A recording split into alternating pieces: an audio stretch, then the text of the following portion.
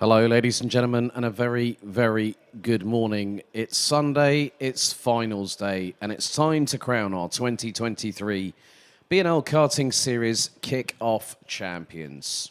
We're in the Limburg region of Belgium, where 157 drivers ventured to this circuit earlier on this week. Today, we will crown 6 BNL kickoff champions in Minimax Rookie, Minimax, Junior Rotax, Senior Rotax, DD2, and DD2 Masters. But before we get to the pre-final stages of the event itself, where it's winner-take-all in the finals later on today, we have one bit of business to attend to. Following on from yesterday's 15 races, 6 of which comprised of the best part of 60 Senior Rotax drivers, 30 have already automatically qualified for the top 30. But the drivers that you will see on the dummy grid right now are those that are vying for the final 6 places.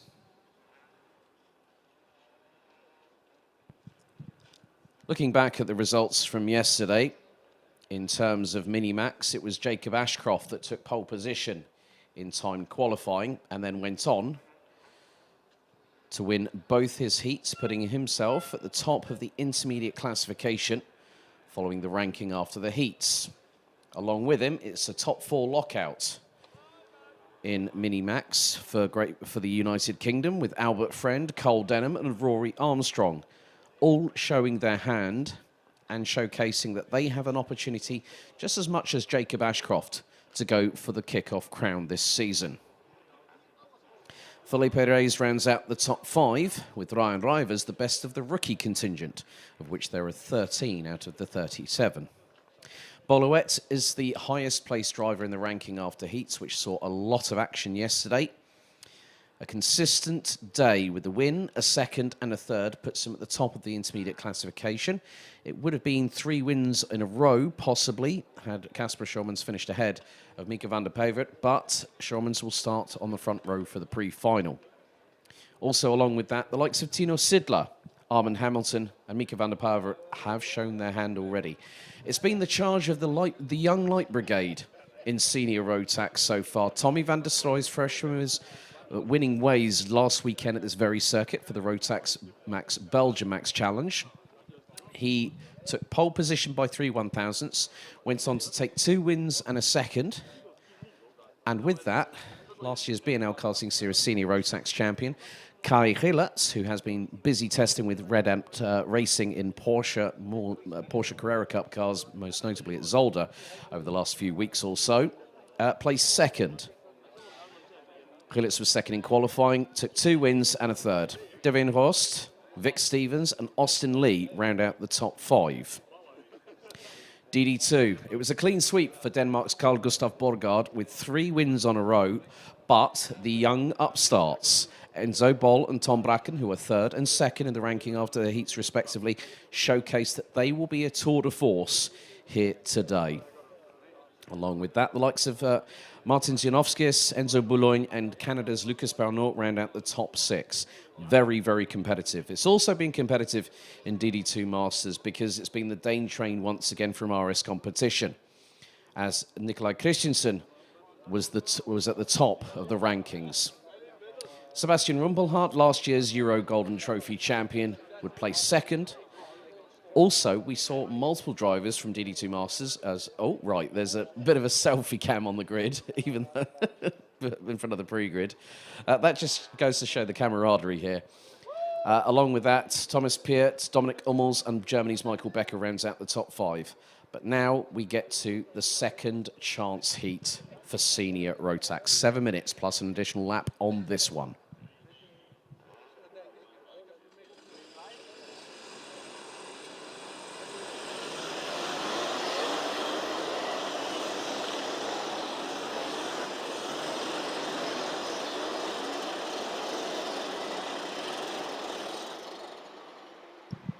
So, the first of 10 races today is the Senior Rotax second chance heat. Let's take you through the starting grid. So, Frederik Zebis Christensen and Lotus Tveen make it an all-Danish front row.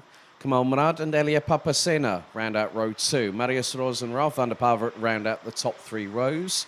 The likes of William Helgstrand, Jasper Leenens, Vincent van Kerkhoffen and Mats Johan Overhoff round out the top 10. Steen Scholtens and Scott Westhovens on row number 6. Jens Christensen and Vasco Westhovens on row 7. Zino Falke and Matthias Kroon round out the top 8 rows, with Martin Geiskens, Pat Gubbels, Julie Fries and Patrick Rasmussen completing the top 20. 29 drivers set to compete in this, with Anton Mossing, Jake Besserbeck, then we've also got Lars Koisman, Camille Baloche, Roman Zrodyanovs, Enzo van den Nickenberg, Gussie van Gogh, and Giorgio Markenstein, with Stefan Lemonov from France in the 306, due to start 28th, officially confirmed as a non-starter. The weather conditions have changed since yesterday. We've had several cold starts, and by that I mean the weather's been quite chilly, quite fresh in the mornings. But today we have got rainfall on the circuit, so wet tyres and wetsuits will be on the order of the day. A very good morning to the YouTube channel as well, on the official BNL Karting Series channel. Good morning to Oliver Gunther, Sam Greenlay as well. Good to hear from you, Sam. Ruben, Ruben VNZR Photography and Fearsome. There is a bit of love coming in for a bit of love in the chat for Red Actions, aka Bram Mosavada, who made it through to the top 30. So Sam's coming in with Bram Mosavada, Armand Hamilton, good choice there in the top 5 in the ranking after the heats, and also Kamal Murad representing Australia and also running with GKS Lemons Power. So it's going to be a short rapid-fire race, 7 minutes plus an additional lap. And then for the pre-finals, we'll be at 13 minutes plus an additional lap for the pre-finals. We'll have a Senior Rotax B final as well. And then for the finals, Minimax for Minimax and Minimax Rookie. And Sam, good to hear that you're going for any and all Australians in any class. That's what I like to hear. Aussie pride right there and then. Minimax will be in a final of 13 minutes plus a lap, but Junior, Senior, DD2 and DD2 Masters, 15 minutes plus a lap. So, Zebis Christensen and Tveen on the front row. Papasena had a difficult day to remember yesterday, but he's at the sharp end of this grid. Quite a few drivers that could make their way through to the pre-final and the final and be in contention for the 2023 kickoff crown. Red lights on the starting gantry. Into the tram lines we go. Revs rise. Are we ready? Are we steady? The Senior Rotax second chance heat gets underway. A good start from the pole sitter, along with Kamal Murad, as it's 3 wide going into turn 2. They can use the runoff area for the first time. And Elia Papasena uses that very nicely on the opening tour, gets himself up into second position. As Lotus Tveen looks to have dropped down the field somewhat. I'm not too sure if the Dane actually has an issue, because that kart is not at full throttle quite yet. She's jumping up and down in the kart. Lotus Tveen's chances of going into the pre-final might have just been given that killer blow at the earliest moment. The conditions are going to be very, very treacherous out there.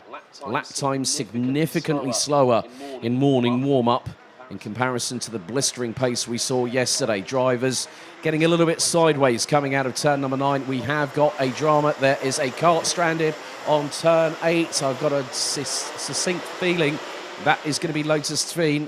No, Lotus Tveen is up the order. That is another RS competition kart that has actually got backfired up.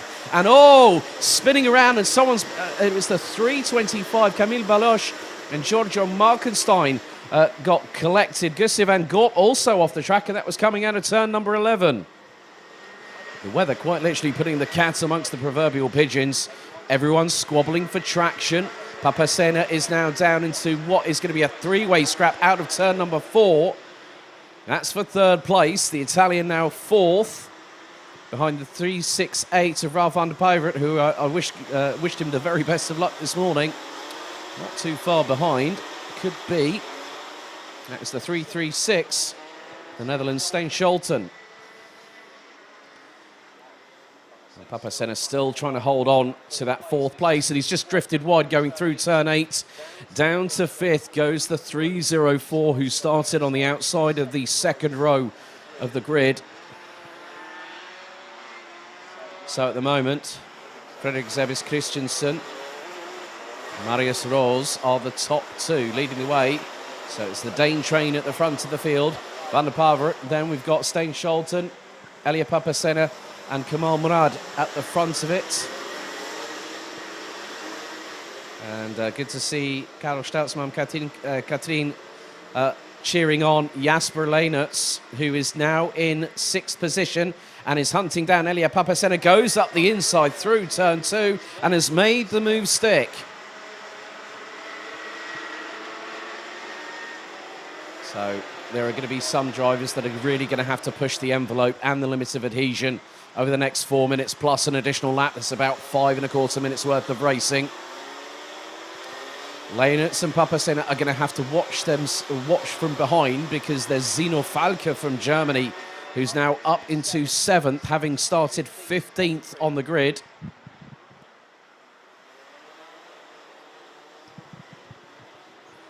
But things are closing up at the front end between the top 4 drivers.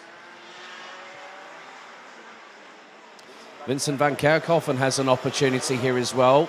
The 383 from Belgium, as Van der Pavert looks up the inside through turn 11 in these conditions on Marius Rose, and looks for the inside and gives the Dane a tag on the right rear. That's going to allow Stein Scholten to get through on the 368, and he does so coming out of turn number 12.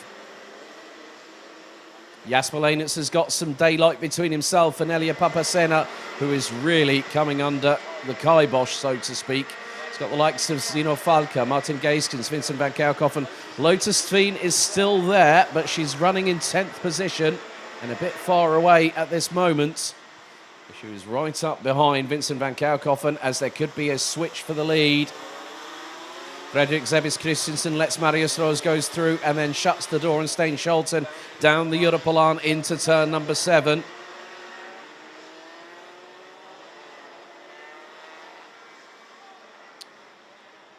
And Ralph van der Pavert trying to get through, and Van der Pavert spun out of turn 8. Van der Pavert has just collected. Oh no, it's caused all pandemonium behind, and there's another kart turned around, and that was the 312. Martin Geiskens, Van der Pavert lost the back end coming out of turn number 8. I did say these conditions were going to be tricky, and that just proved it in a nutshell.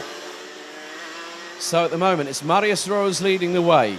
Second, it's Fredrik Zebis Christensen, Stein Scholten, Jasper Leenerts in 4th, Elia Papasena in 5th place, and in 6th, it's Germany's Zino Falke.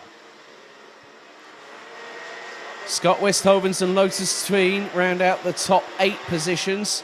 Vincent van Kerkhoven and Kamal Murad round out the top 10 overall, but with 1:40 to go, we have seen dramas unfold in the dying stages of the race itself. As Martin Geiskens, I think that back axle was given a hefty blow when he got caught out by what transpired. Everyone avoided Van der Pavert, and Geiskens got collected, and I think the back axle was bent as a direct result, and that kart was not going any further.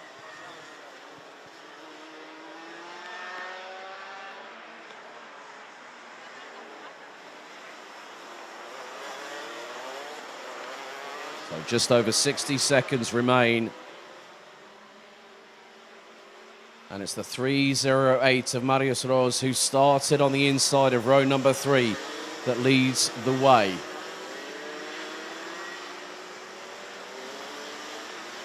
So both Van der Pavert and Geiskens are out of the race. Their weekend continues in the B final a little bit later on, but with the top 2, well, the top 2 have changed in terms of second position, because Stein Scholten has got through on Fredrik Zebis Christensen for second place.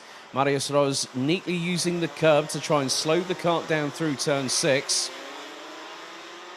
So we are on the penultimate lap. Lap 6 out of 7. And Marius Rose, once he was let go by his RS competition teammate, Jasper Leiditz is also closing in on the 3:07. That is for third place on the road. Zebis Christensen goes a little bit wide coming out of turn number 9. Elia Papacena is safe in 5th position. Zino Falca in 6th. Time has now expired. And then the first last lap board of the day is shown. And that is seen first by Marius Rose from Denmark in the 3:08. Stein Scholten is trying to close him down.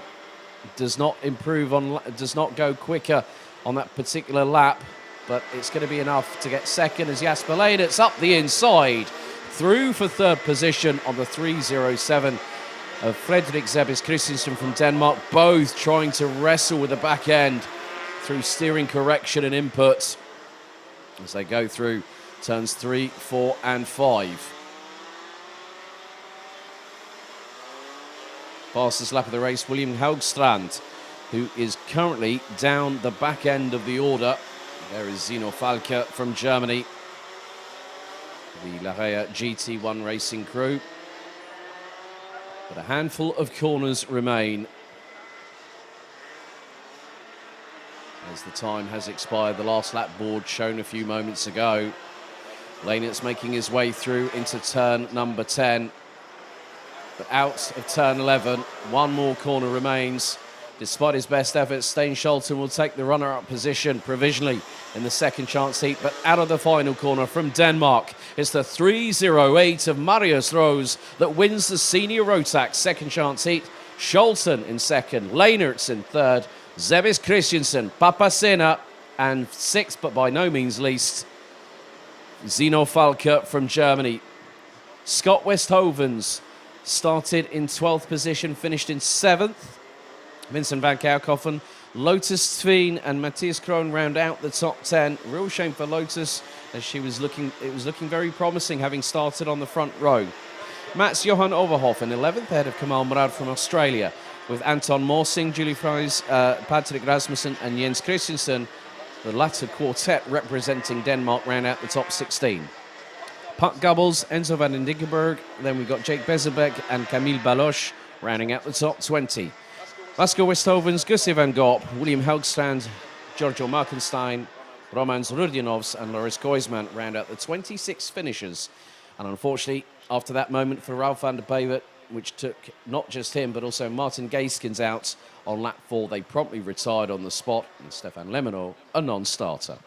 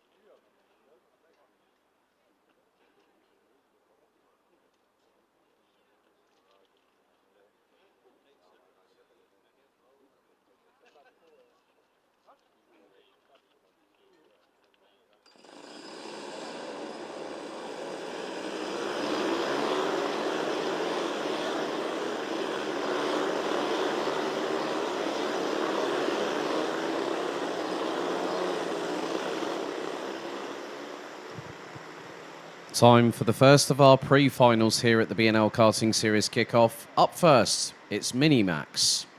Let's take you through the starting grid.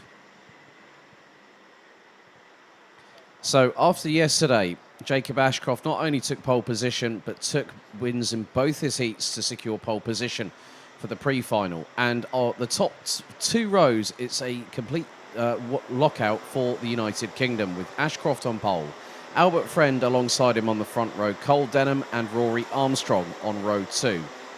Then Felipe Reyes and Lars Lambers on row 3, Kai Clark and Lucas Stordeur row 4, Ryan Rivers, the best of the rookie contingent, is on 9th place. Alongside will be Jenthe Moonen. Alexander Van Meeuwen and Carlos Nees complete the top 12 ahead of Thomas Verheyen and Victor Reitz. João Maria Pereira and Nico van Berkel on row 8. Row 9, Zen Lindemann and Charles Kitely completing the top 20. It's Finn Albert Jorgensen from Denmark, and from the United Kingdom, Hasnain Khan. Maxim Becker, Sigurd Stubber Fredriksson, Bran van der Weken, Bodin Blankenberg, Adrian Stions, Max Moore, Peter Appelman, Jonathan Falkenberg, Jeff Verbeek, and we've got Ryan Gandor, Ryan Rampandarath, and then we've got Vic van Kampenhout, Mads Kraft, Mikael Kumas, Pauline van Preit and Sees Moyes.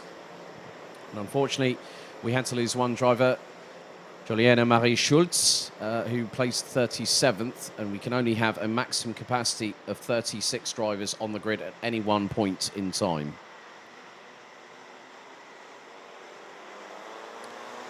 So now we up the ante to 13 minutes plus an additional lap. And they will also have a 13-minute plus an additional lap final later on after the lunch break.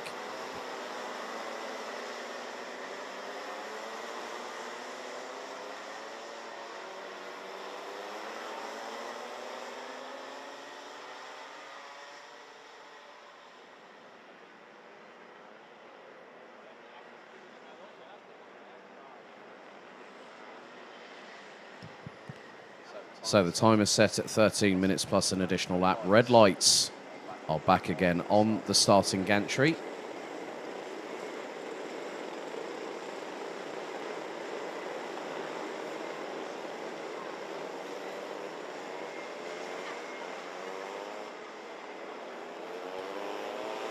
So the grid starts to form.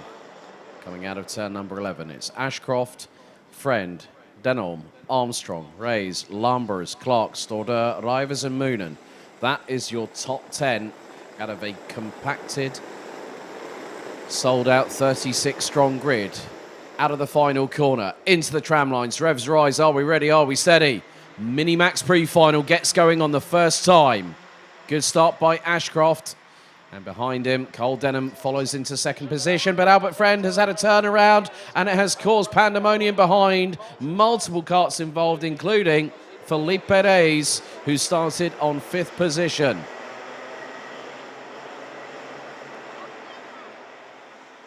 But it is Ashcroft that sweeps around the outside of Cole Denham going into turn number 6. Someone's gone a bit wide coming through turn 6. These conditions are greasy and slick, and there's been another turnaround off of turn number, this time off of turn number 6. And it's Sigurd Stubberup Fredriksson who is absolutely distraught at what has just happened. The slightest tag on the right rear sent the Danes spinning 180 degrees in the opposite direction. And Ashcroft leads the way.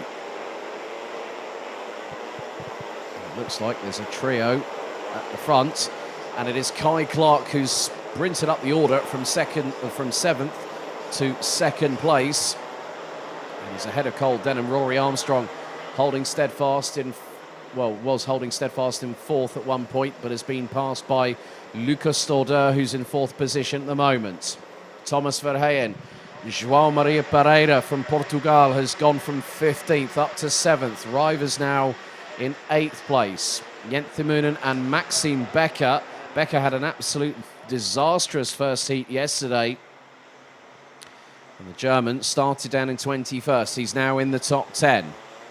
Drivers just being ever so cautious going through into turn 6. A little bit of a touch there for Rory Armstrong. Albert Friend negotiating his way back up the order after the spin at turn number 2. A bit more of a strategy call is employed for these longer races.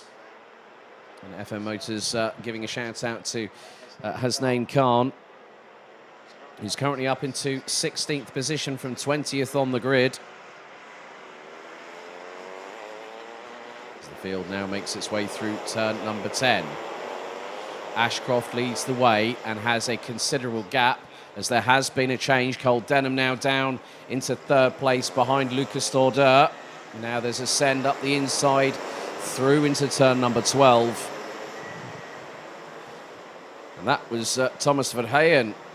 And that was on, more importantly, that was on Cole Denham, who now drops to 5th place. Rory Armstrong in 6th. Albert Friend has now made his way back up to 11th position at this moment, having started on the outside of the front row alongside Jacob Ashcroft, whose lead, with 3 minutes elapsed, 2.7 seconds. Lucas Stordeur now going after Kai Clark, trying to look to see if he can make the move. There's a nice switch. A nice sort of switchback by Cole Denham on Rory Armstrong through turn number 6.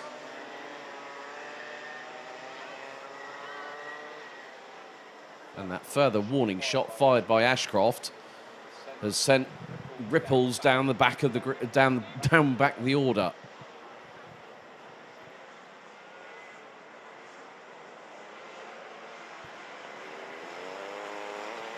And there's a mechanical black flag being shown.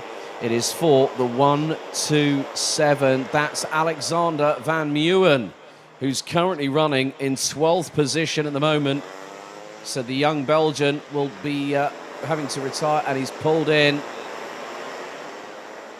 And it's the bumper. The right side of the rear bumper is dragging on the ground. And good to hear from Jensen Pritchard in the chat as we now see an overtake. Rory Armstrong on Cole Denham. That was great inspired driving from the youngster from County Down in Northern Ireland. Go on, Hasnain Khan. Best of luck from Zane Quaker.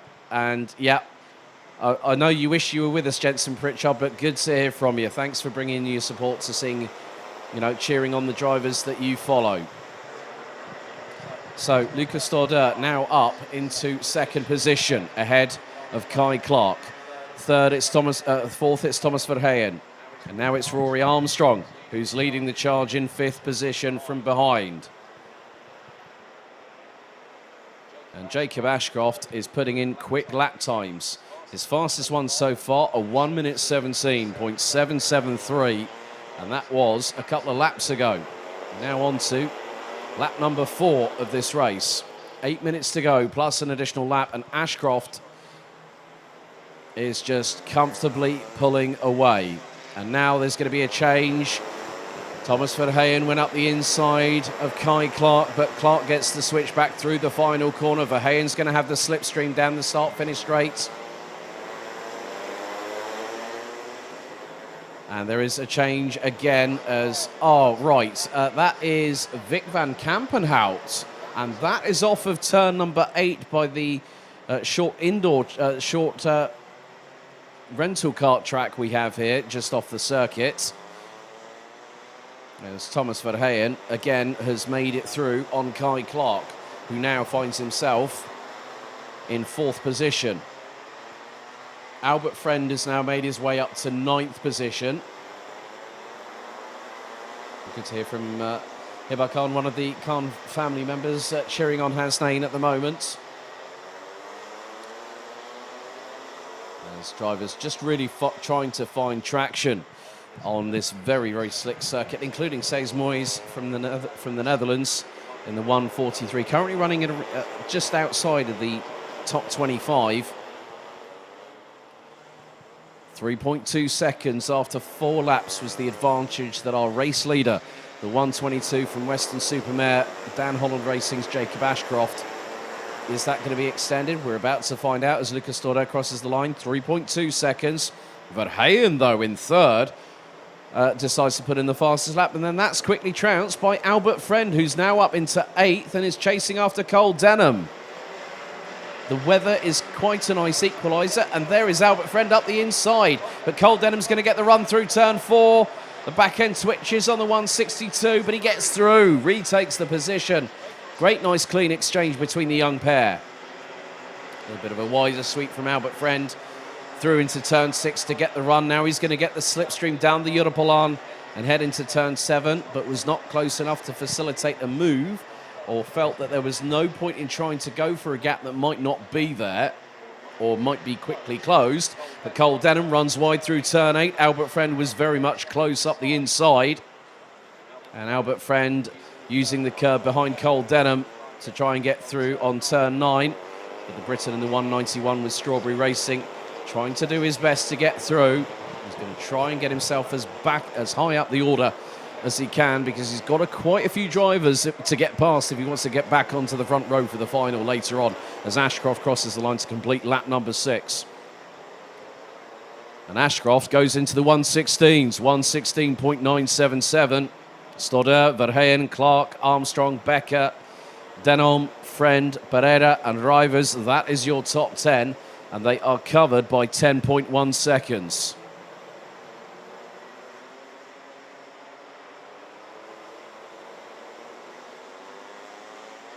Lucas Stoddard trying to close in that gap to Jacob Ashcroft, but it's a little bit easier said than done. Gap after 6 laps was 3.4 seconds, so what Ashcroft is doing is just being quite conservative. We did see one of the heats yesterday, heat 2, where he literally bolted away from the rest of the field, who were squabbling over the scraps over the table, and won by 7.5 seconds. Be an interesting dice for what will be 4th place, as that's being contested by Kai Clark, Rory Armstrong, who's got Maxim Becker going towards the inside of turn number 10. So has the German made it through? He has. So Maxim Becker really trying to revel in these wet weather conditions,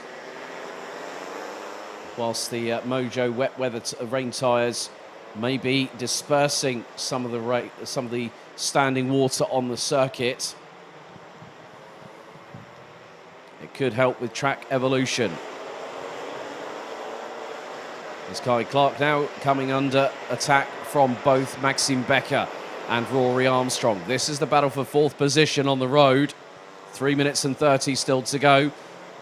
Clark uses the curbing through turn 5. Becker and Armstrong used the curbing through turn 6. Armstrong nearly went up the inside of the 157 from Germany.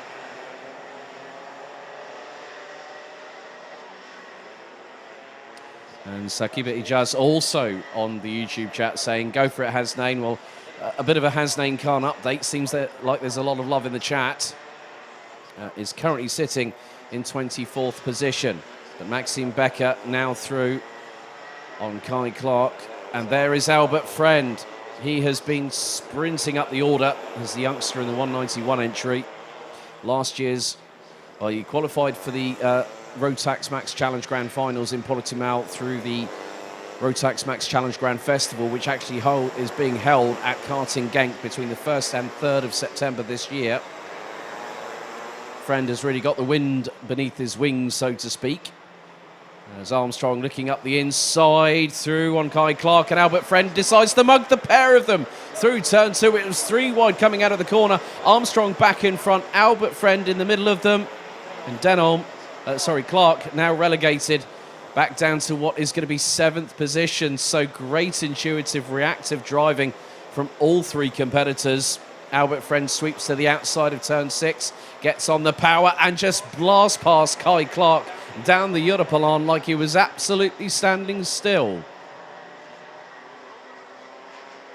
Great to see the youngsters showing us how it's all done here on the circuit. Some great exchanges between these 3 and quite a few other drivers. Unfortunately, we've lost a couple of drivers already. Vic van Kampenhout on lap 4. Alexander Van Meeuwen due to a flailing right rear bumper on lap 3. And Adrien Stiens, I don't think, even took the start. And was due to start 25th. But at the front of the field, well, Jacob Ashcroft is continuing to power his way along. 3.5 seconds was the previous gap. It's now up to nearly 3.75. A little bit of battling a bit further back. And that is including the 107 of Felipe Reis. He might be battling away with João Maria Pereira from Portugal, which is the case. And they've also got the 164 of Charles Kitely. Now, this is the battle for P10.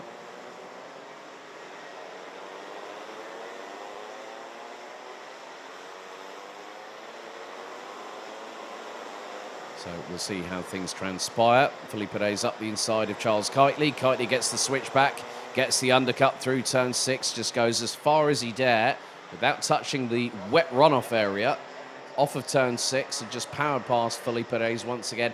Very much textbook of what Albert Friend demonstrated a few moments ago through that very same corner.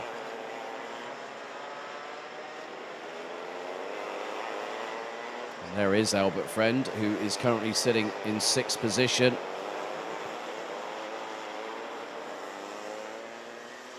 So coming to the final few seconds of the opening pre-final of the BNL Karting Series kickoff.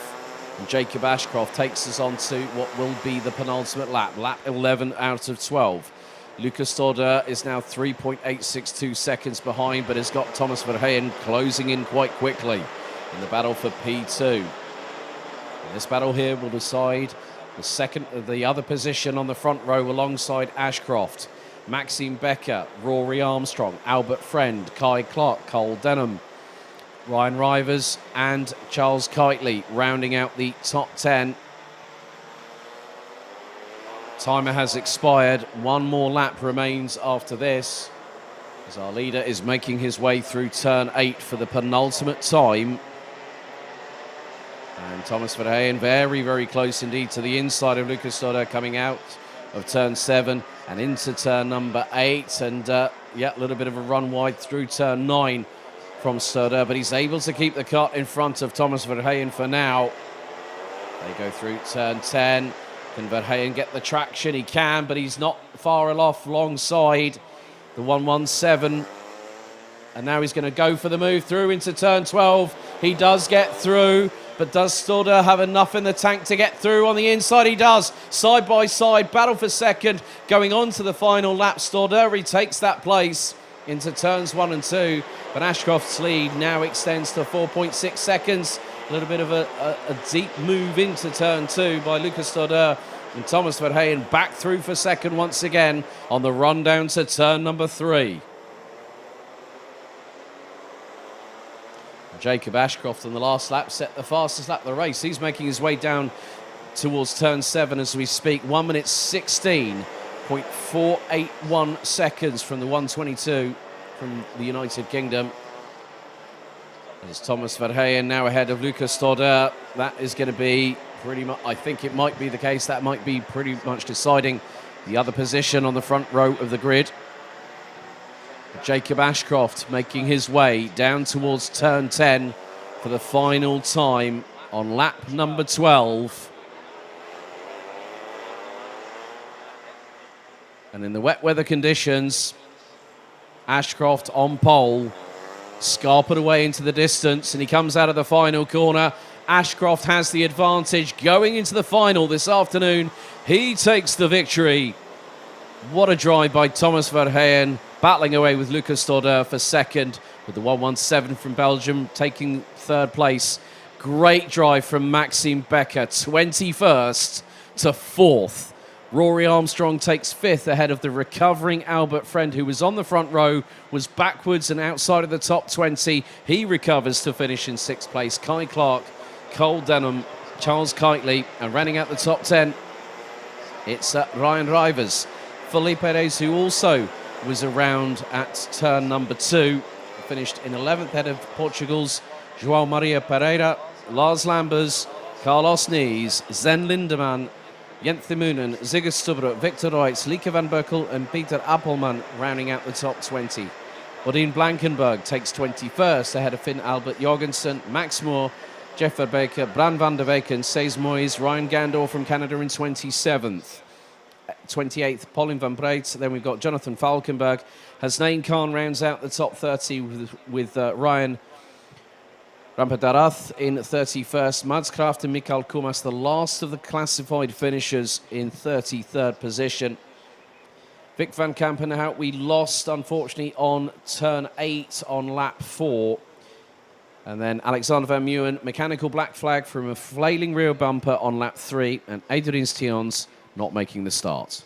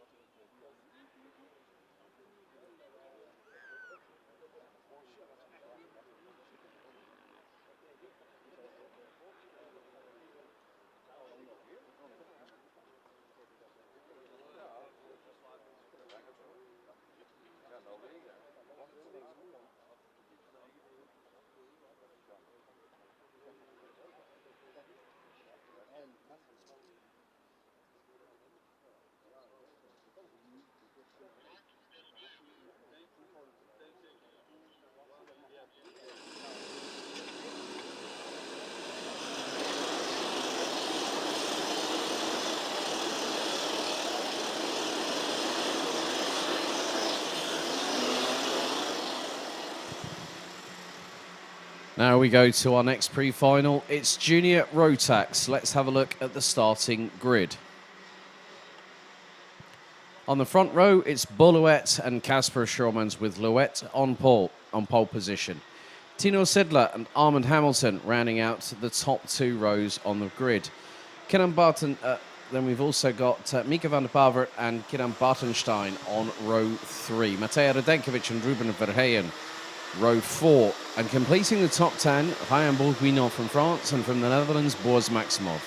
Casper Nissen, Krik Kroeren, Lucas Sells, Olivier Jonkers, Max Cuthbert, Batuan Kumas, Danny Shields, Sebastian Koch, Victor Galmiche, and Zane Quaker ran out the top 20. Timo Jungling will start 21st ahead of Marlon Di Salvo, Thomas Ingram Hill, Jake Menton, Sinja Onball, Glenn Schwillens, Mads Larsen, Luca Cullen, and Kaz Tobben. That's your 29-strong grid.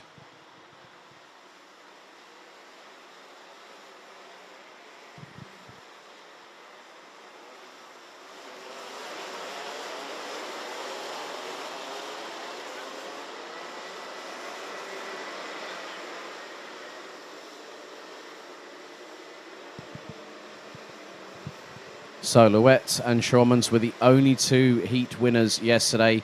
Schurmans picking up the victory in heats 1 and 2, and Louet taking the victory in heat number 3.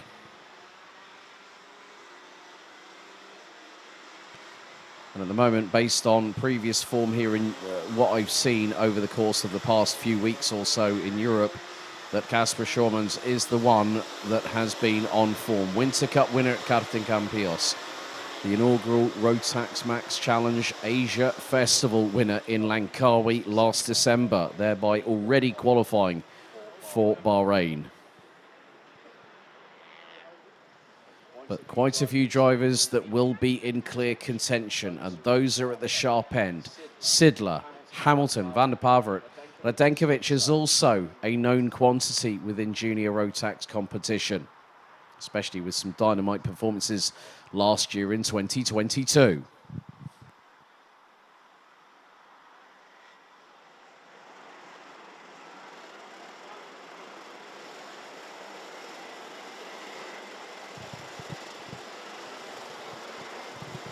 So 13 minutes on the timer plus an additional lap. The red lights are on the gantry. We are under starters' orders for the Junior Rotax pre-final here at the home of champions Karting Genk.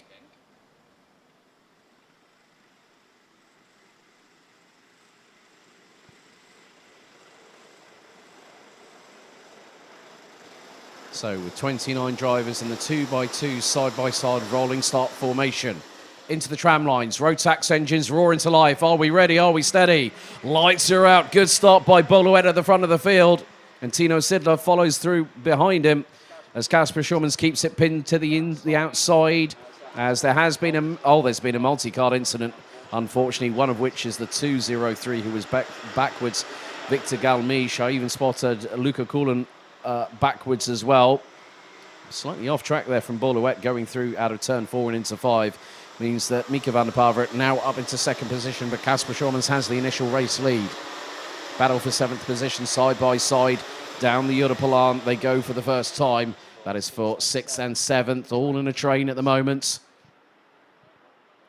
Schurmans taking the initial advantage. There has been a possible change behind Tino Sidler. for 6th place. Could be Hamburg-Guignon that's got past Armand Hamilton.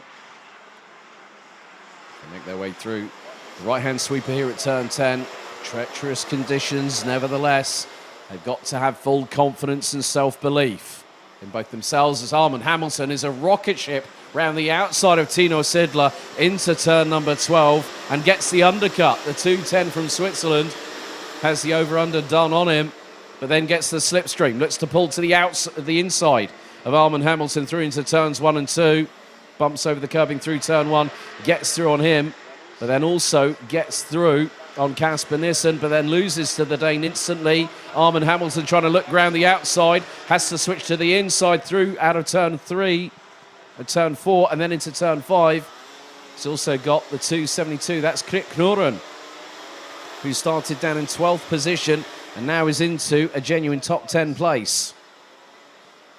Now again, a move up the inside through turn 7 on Tino Sidler. And that was Armand Hamilton who got through, and so is Krik Knoren. So Sidler drops down a couple of positions now. But at the moment, at the front of the field, Kasper Schurmans looks to have gotten an early breakaway.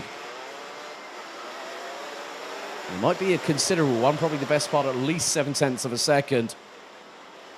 Coming out of turn number 11, Mika van der Pavert in 2nd place. 3rd, it is currently the 224 of Boluet. Matej Radenkovic, I did say watch out for him, he started 7th, he's now in 4th. Casper Nissen, Armand Hamilton, Krik Knoren, Tino Sidler. Max Cuthbert has made some inroads as well, up from 15th to 9th. There's now the change between Louet and Radenkovic has happened through out of turn number 3 and into 4. And Louet trying to see if he can get past, takes a tighter line than Radenkovic coming out of turn 6. They were nearly sidewall to sidewall coming out of the corner whilst they applied the throttles.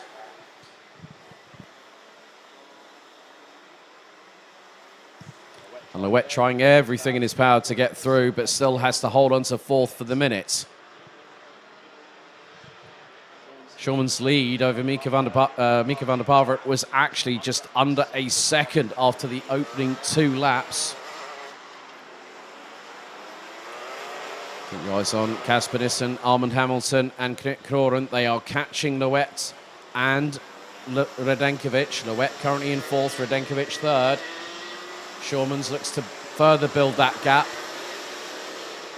and puts in a 1 minute 11.9 and extends that gap by a considerable margin. It was nearly 9.5 tenths last time. It's 1.4 seconds. Now Casper Nissen is really coming under fire from Armand Hamilton, who looks to go for the inside, through out of turn 3, and he gets through. Launches the cart out of the corner, gets the traction, gets the bite from the Mojo rain tyres, and that cart gets slingshotted through out of turn 3. He's going to get the outside run. He's sideways coming through out of turn 6. And then all of a sudden, Casper Nissen and Krik Knoren get through on the run down the Jutterplan and into turn number 7. There's Max Cuthbert just behind them. And Nissen makes it, well, has a lot of steering correction to do through turn 8. So Hamilton gets through on the inside. As Knoren sideways under braking into turn 10. The left rear just going outwards as he tries to control the kart.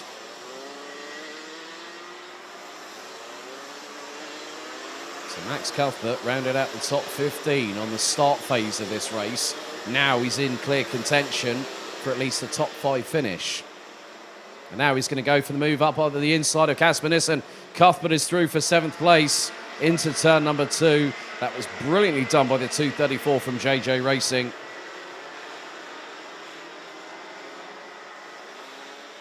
Kasper Schurmans has now extended his lead. He's put in another fastest lap of the race, and he was 7.5 tenths of a second quicker than Mika van der Pavert. And in the meantime, Matej Radenkovic is improving on lap time, so is Boluet. Louet's quite a considerable amount behind the lap time set by Kasper Schurmans, to the tune of about 1.5 seconds as things stand right now.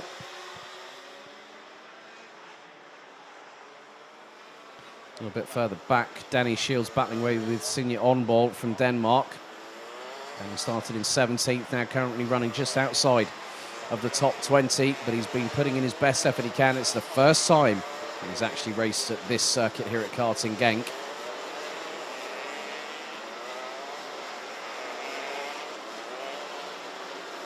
These drivers making their way through into turn number 10 and 11. Schaumann still leads, and the lead now is 3 seconds and climbing. The last 3 laps, Kasper Schaumann has been in the high 1 minute 11s. 3 laps ago, it was a 1 minute 11.953. 2 laps ago, it was a 1 minute 11.746, putting in the fastest lap of the race. And the last lap around on lap 5, 1 minute 11.832. So in terms of a consistent run of pace, Schaumann is clearly the one that has that mastered at this moment.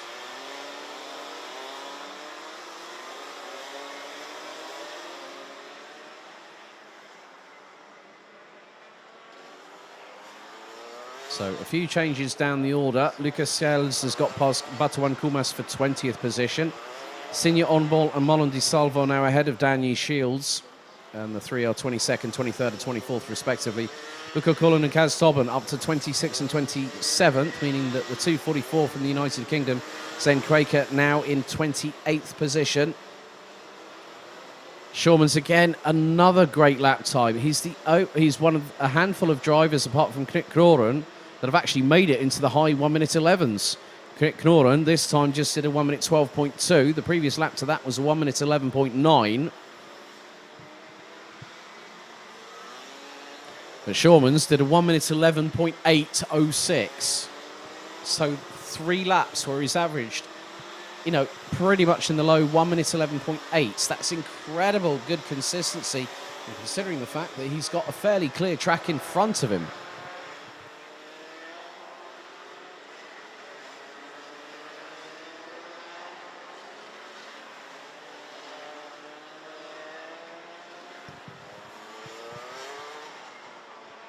So we're coming up to 4 minutes and 50 seconds to go on the timer, plus an additional lap.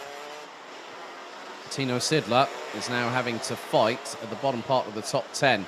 Casper Nissen in front of him, and Ryan Bourguignon from France just behind as they come out of turn number 11. And Angie Celestin saying bon chance, Victor Galmiche. Victor is still running, you'll be pleased to know.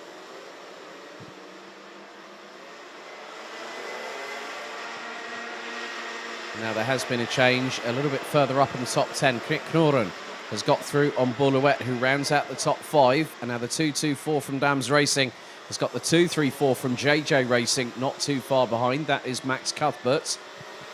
And Armin Hamilton is there also, waiting in the wings.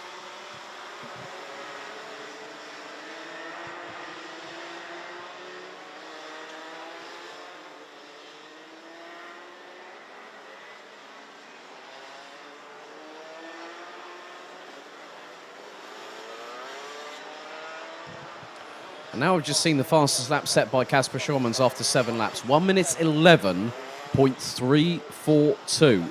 That was nearly 1.2 seconds quicker than Mika van der Pavert, and the gap was 4.6 seconds. Schaumann crosses the line to complete lap number 8. And now Mika van der Pavert crosses the line. Puts in a personal best, 1 minute 12.1. Matej Radenkovic now goes into the 111. So does Knik Knoren. Boulouette's about 0.6 of a second away from that barrier.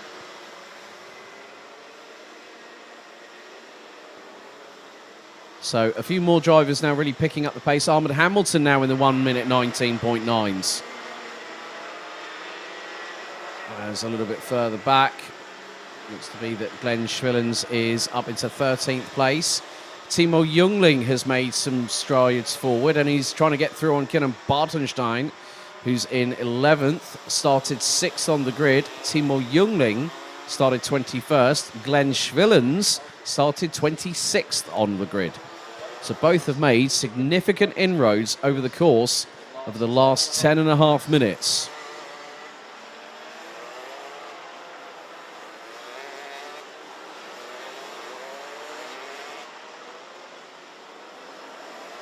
So another lap completed, lap 9 in the books for Kasper Schürmanns, and another 1 minute 11.8. Two previous laps were in the 1 minute 11.3s, and now he extends his lead to nearly 6.1 seconds. As now Kieran Bartenstein running a little bit wide coming out of turn number 12. Nearly opened the door for Timo Jungling there. And Glenn Schwillens right behind him has got Ruben Verheyen, and Verheyen up the inside through out of turn 2, makes the move stick before the apex of turn 3. Then there's Boris Maximov and Sebastian Koch there waiting in the wings for their own opportunity.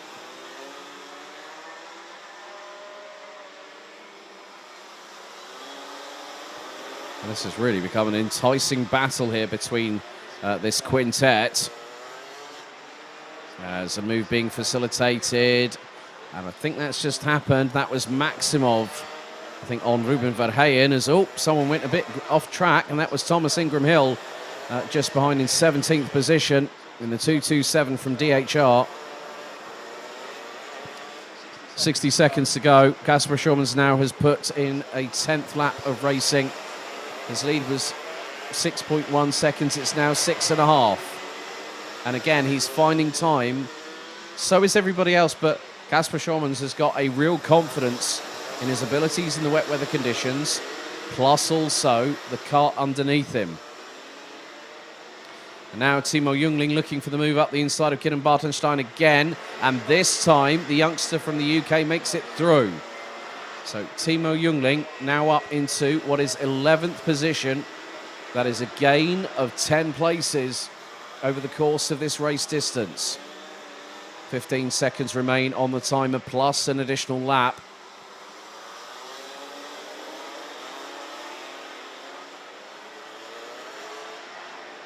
Kasper Schürmanns very shortly will be making his way out of turn number 11, which he does now. Timer has expired. Last lap board seen, first of all, by Kasper Schürmanns. Looks over his right shoulder to see where Mika van der Pavert is, and van der Pavert is quite a considerable distance behind. It was 6.5 seconds. It is now 7.1.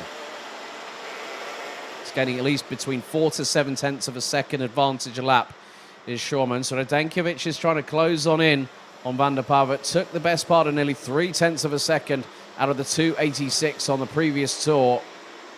So we're on to the 12th and final lap of this race. Schürmanns making his way through the turn 7 chicane into the right-hand sweeper here at turn 8.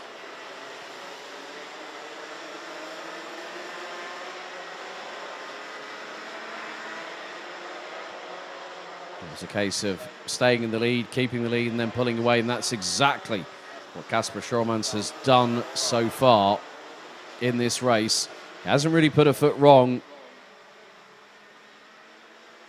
One more corner for the 240 from the Netherlands to negotiate, and out of it he goes. The pre-final in Junior Rotax goes the way of Kasper Schürmanns from the Netherlands, the 240 from JJ Racing. Good work by Mika van der Pavert to take second place, having started in 5th, with Matej Radenkovic starting 7th, finishing in 3rd. Knik Kroren doing a good job to finish in 4th ahead of Max Cuthbert, who started 15th, finished in 5th. Armand Hamilton in 6th place ahead of Boluet, Casper Nissen, Tino Sidler and Ryan Bourguignon completing the top 10. Timo Jungling leads the gaggle of karts coming across the line right now in 11th, ahead of Boris Maximov, Thomas Ingram Hill, Kieran Bartenstein, Sebastian Koch completing the top 15, Glenn Schwillens, Lucas Sells, Ruben Verheyen, Mads Larsen and Olivier Jonkers running at the top 20, Batuan Kumas, Marlon Di Salvo, Danny Shields, Sinja Ornball, Jake Menton, Luca Kullen, Kaz Tobin, Zen Quaker and Victor Galmiche all finish the race itself after 12 laps of racing.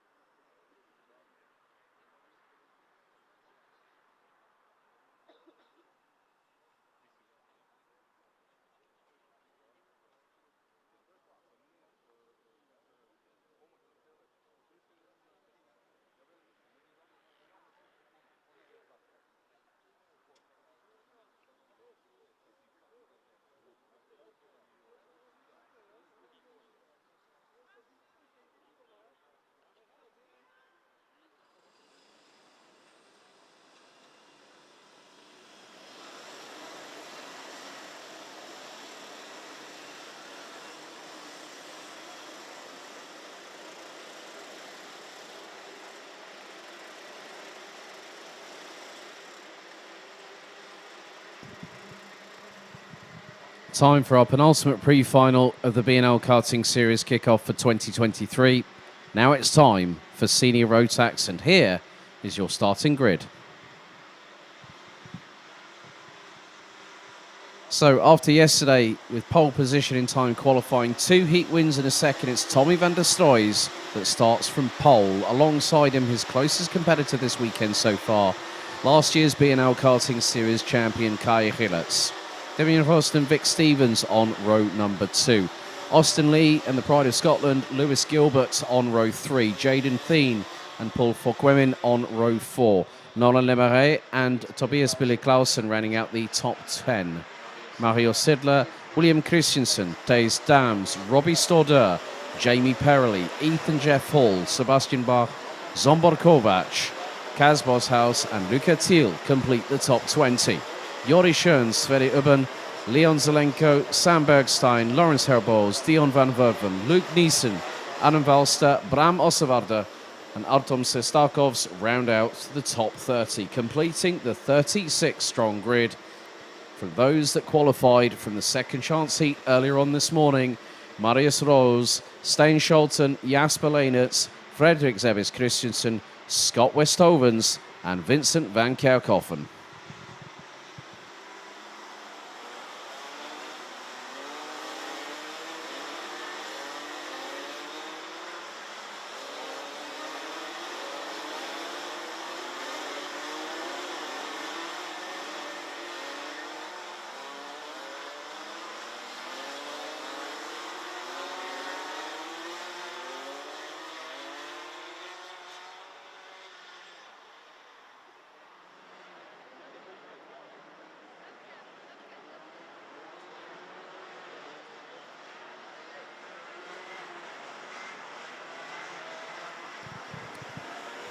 So 13 minutes set on the timer, the red lights ignited on the starting gantry as the drivers making their way around this 1,360 metre circuit on the final stages of the official formation lap.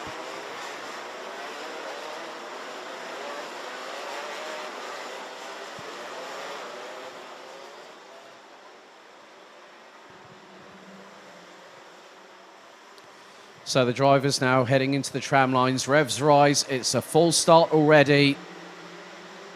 Our race director, Thomas Leiner, opting to send the drivers round for another formation lap. There are quite a few drivers at the back end of the field not getting with the program, so they've now got to reset, refocus, and start it all over again.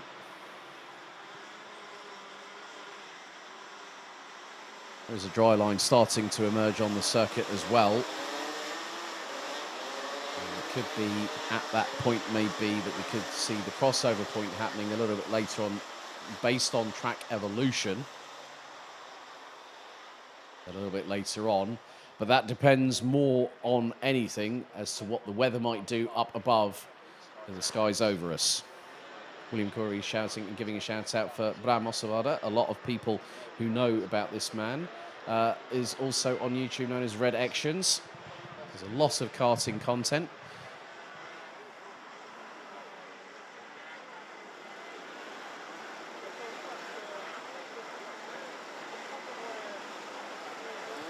So now it's got to be a pretty much spot-on textbook start. There's now at least the top half of the field are now into position. And now that looks a bit more like it, folks. I do say that second time is a charm. Hopefully that will work out this time, as we are due to have 36 senior Rotax drivers. That's 18 rows of competitors. Right, second time around. Let's give it another shot, shall we? Into the tram lines.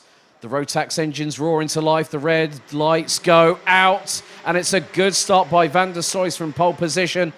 Gilletts trying to keep it pinned round the outside to keep a hold of second in the early foray.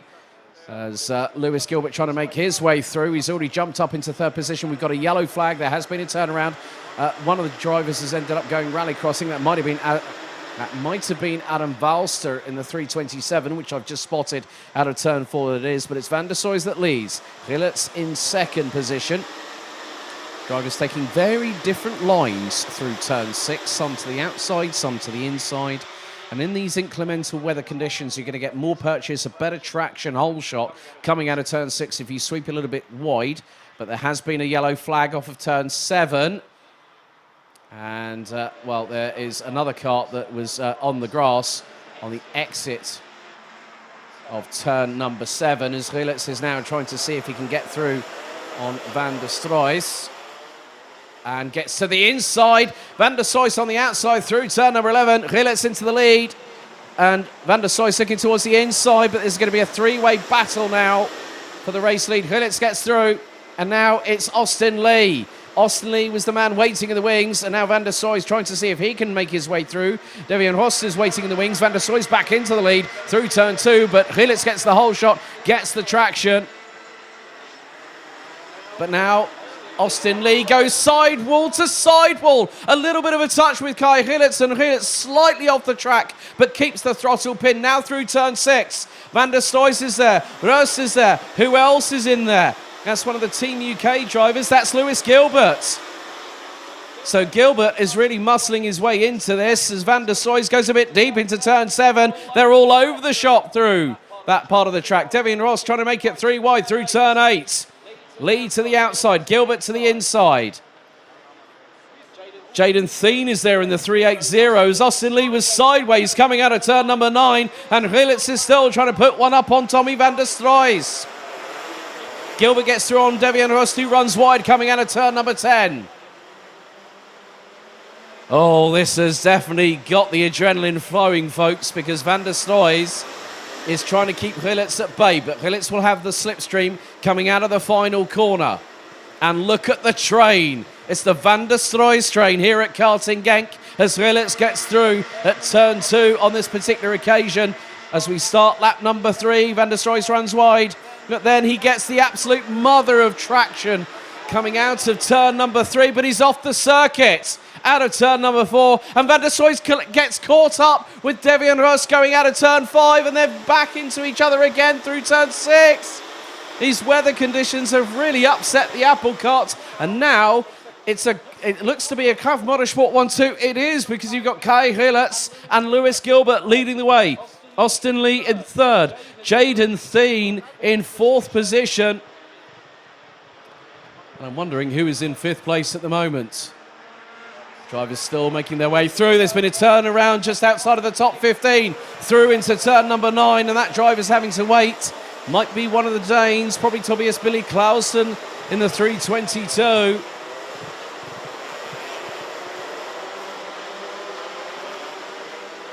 But Rilets has now started to pull away. 9 minutes and 24 seconds remaining on the clock. Chaotic. SB72 Karting is a complete and utter understatement. There's now Van der Stroys still trying to get through on Devian Rost, and I think that's Nolan Lemahay that might be getting through. Paul Quemin is in the mix as well. And, well, you can tell that a certain Dutchman is not flying, he's angry. And we are... I think we're just getting started on that one, folks. It was 4 wide. Look at the gaggle coming through turn number 9. Everyone's juxtaposing for positions. Bramos Avada is in that mix, and he gets through at turn 7. It's not easy out there, folks. This is how quickly the concertina effect can happen, and you get caught up in an incident that can turn your race around significantly.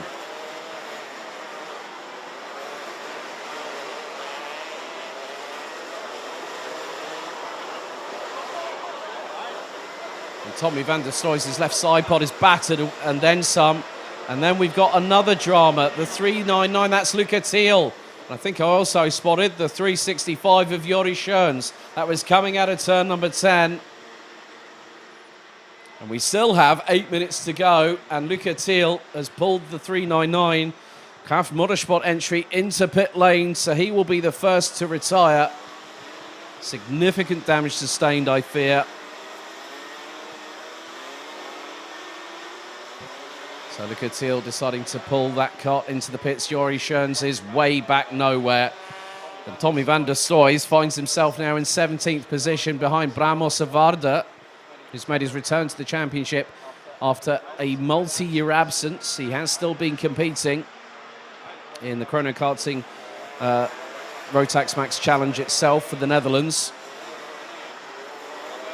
But Gilles leads, Gilbert second, Austin Lee in third, Jaden Thien, Nolan Lemarais. Then it is the 3-1-3 of Paul Fauquemin from France. He's being chased down by Zsombor Kovac. Now, Kovac had a difficult first heat. He didn't even make the start, and he's up from 18th, now up into 7th position. And Fauquemin is now ahead of Kovac, who is still trying to close him down. That's the battle for P6 on the road. Fauquemin, one of the most experienced drivers in this field. And the pace is starting to increase. The dry line is increasing in terms of its visibility because Kai Gilles now pushing in the 1 minute 8.5 second bracket. Lewis Gilbert about a tenth off at the moment, but between the pair, the gap last time around was 0.864 of a second. Devin Rost at the moment is battling away with several other drivers, including one that has just a couple that have just passed him, and that would be Marius Rose and William Christensen, with the 311 ahead of the 308. And Marius Rose, well, he started 31st. He got through via the second chance heat, and now Lady Luck is somewhat shining on the Dane in the 308. Is Bern Corpino racing here, says Denzel Whiten. No, unfortunately not.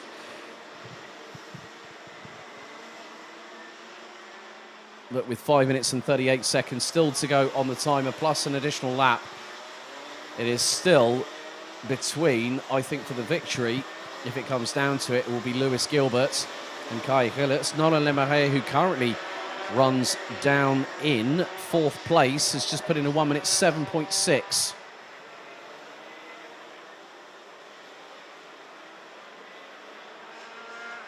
So the gap between the two leaders last time around was 0.768 of a second after 6 racing laps.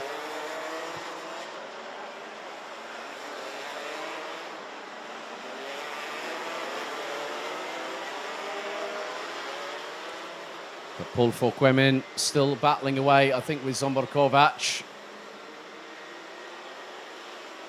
No, actually, Fauquemin has been left in the dust somewhat because Zsombor Kovac has now made his way up into 5th place ahead of Jaden Thien.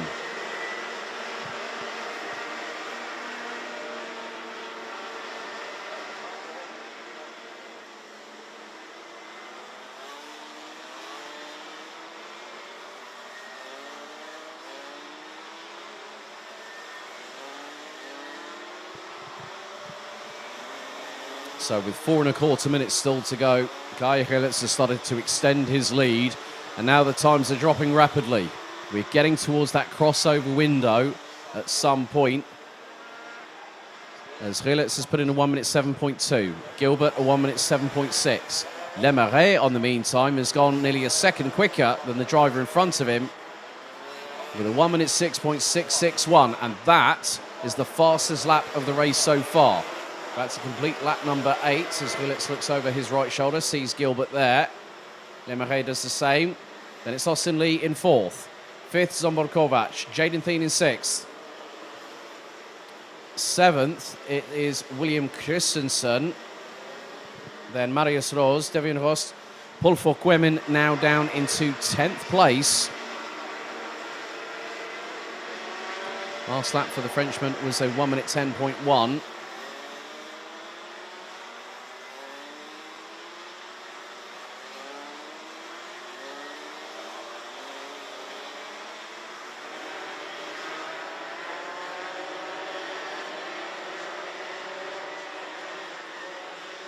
Lewis Gilbert on that previous lap has just put in the fastest lap of anybody. Got the gap down to Gilles to just over 7/10 of a second. 1 minute 6.055. Austin Lee is was a couple of seconds off of the race leaders in terms of pace. 1 minute 8.146. So the track seems to be coming to him as well.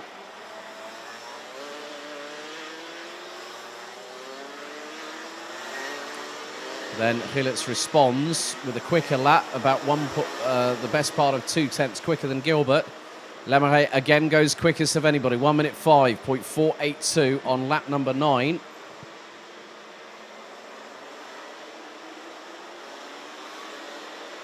So other changes, Dion van Werven has got past Paul Fokwemin for 10th place. Ethan Jeff Hall now rounds out the top 15. There's Sebastian Bach, Kaz Boshuis, Tommy van der Stroys, Bram Ossevarde and Lawrence Herbols rounding out the top 20. We still have 35 out of 36 runners and riders. Luca Thiel, unfortunately, retiring after the incident with Jori Schoens, who runs in 33rd position at the moment. So Luca Thiel will have to start from the back of the grid for the final later on today. Minute and 38 on the clock to go, plus an additional lap as we complete lap number 10.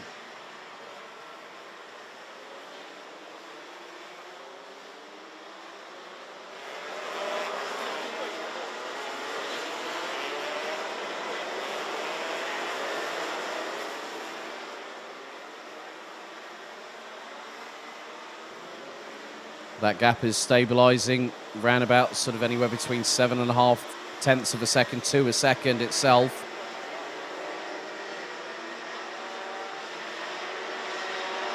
And van der Stroys has lost out to Bram Ossevarde for 18th position. Jaden Thien now down to 8th place.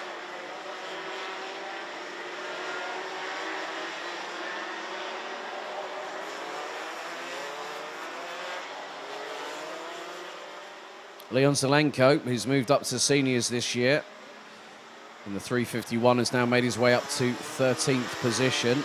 Zelenko started 23rd in this race.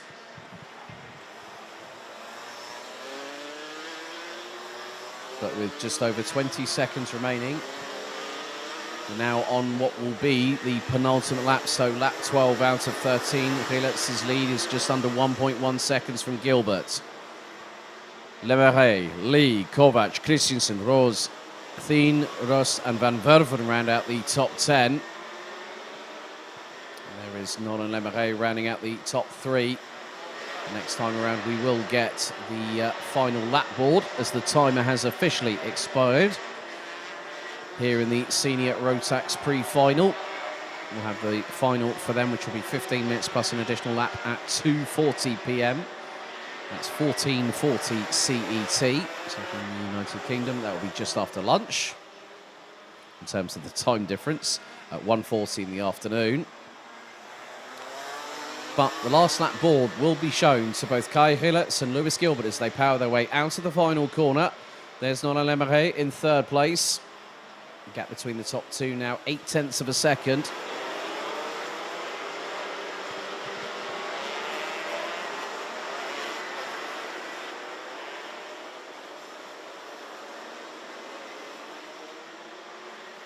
And Gilles making his way through turn 6, as does Gilbert and Lemerey as they go down the Europlan for what will be the 13th and final time. Leon Zelenko, in the meantime, has got past on Jamie Perrelli for 12th position. The remainder of the top 20 stay as they are, so does the top 25. As well as the top 30. Good work by Jasper Leenerts, starting 33rd now up into 27th position as the two leaders have 2 more corners to go. Turn 11 now negotiated the sweeping left-hander, and Lewis Gilbert is right on the back bumper of Kai Gilles as he goes a bit side. Well, he went to the outside. He tried for a look on Gilles, went sideways out of the final corner, but Gilles wins the pre-final. Gilbert in 2nd. Nolan Lemerey rounds out the top 3. 4th, it's Austin Lee. 5th, it's going to be Zsombor Kovac. A great recovery for the Hungarian from 18th after the ranking after heats yesterday, and now 5th place in the pre-final.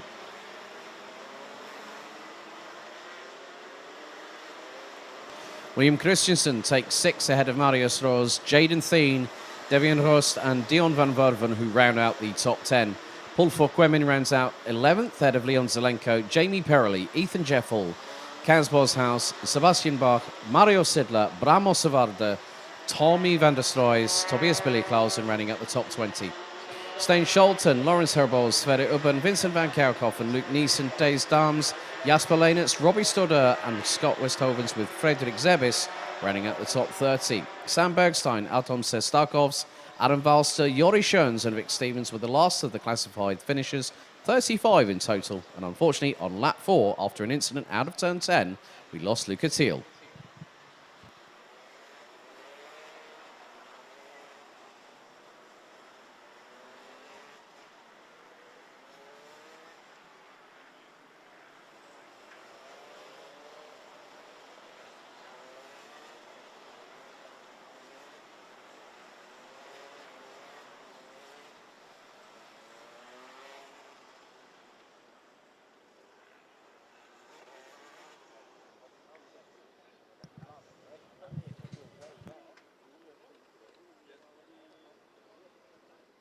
So, quite fitting that we've got someone in chat asking when the first calling me Mr. Commentator. I do have a name. My name's Alex. Thank you very much.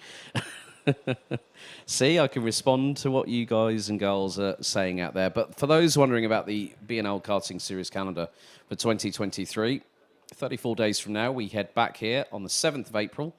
So the 7th and the 9th of April will be round 1 here at Karting Genk. The 30th of June and to the 2nd of July, we go back to Marienburg for round 2 at Karting d'Espagne. Then we head back to Ostricourt, a.k.a. Racing JPR in France, between the 11th and the 13th of August. And then the 29th of September to the 1st of October will be the season finale.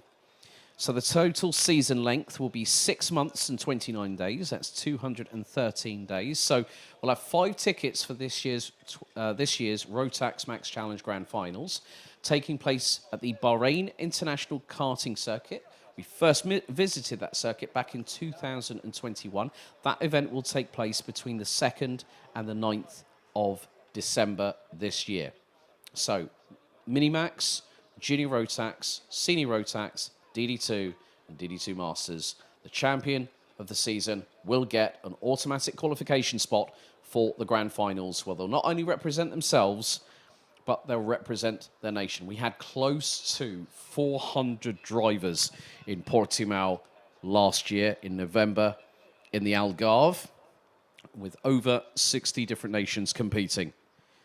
So that is the calendar. And please, if you haven't already, give us a follow on the respective Instagram and Facebook pages as well. We've just set up a new account at Instagram. The Instagram handle is at bnl.kartingseries. So a big thank you to everybody so far that has followed the championship over the course of what is now going to be its 16th season this year. Inaugurated back in 2008 and has seen quite a whole host of names go through its ranks. We have to say a lot of good luck to Ed Carpenter Racing's Rinus van Kamthout, aka Ranis VK, racing at the Firestone Grand Prix of St. Petersburg in Florida in the United States as the IndyCar season for 2023 kicks off this weekend.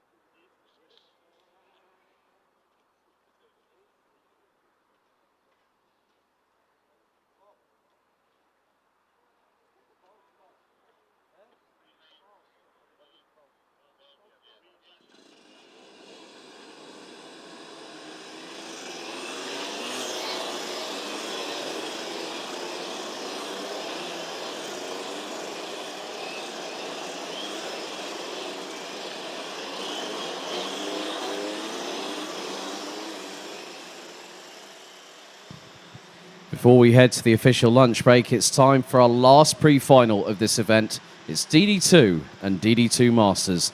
Let's take a look at the starting grid.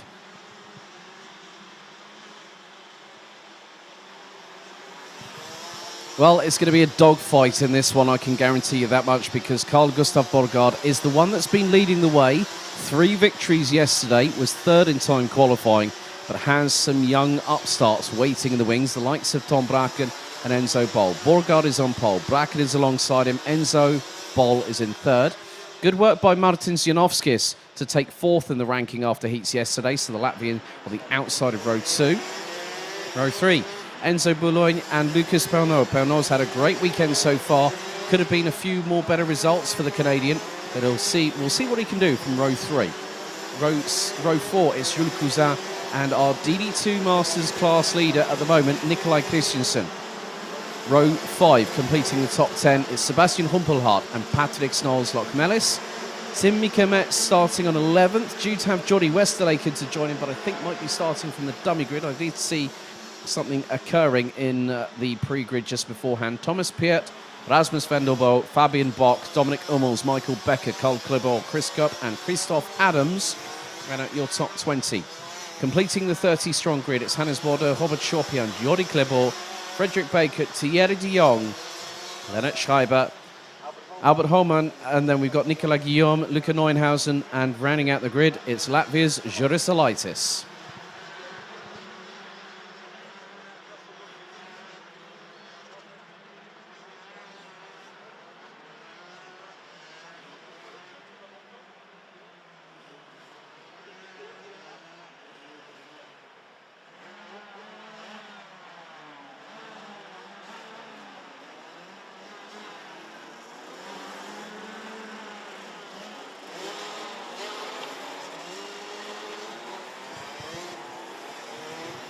The red lights are on the gantry, and it will be 13 minutes plus an additional lap of racing for the DD2 and the DD2 Masters pre-final. They'll have to get themselves into some semblance of order very, very quickly.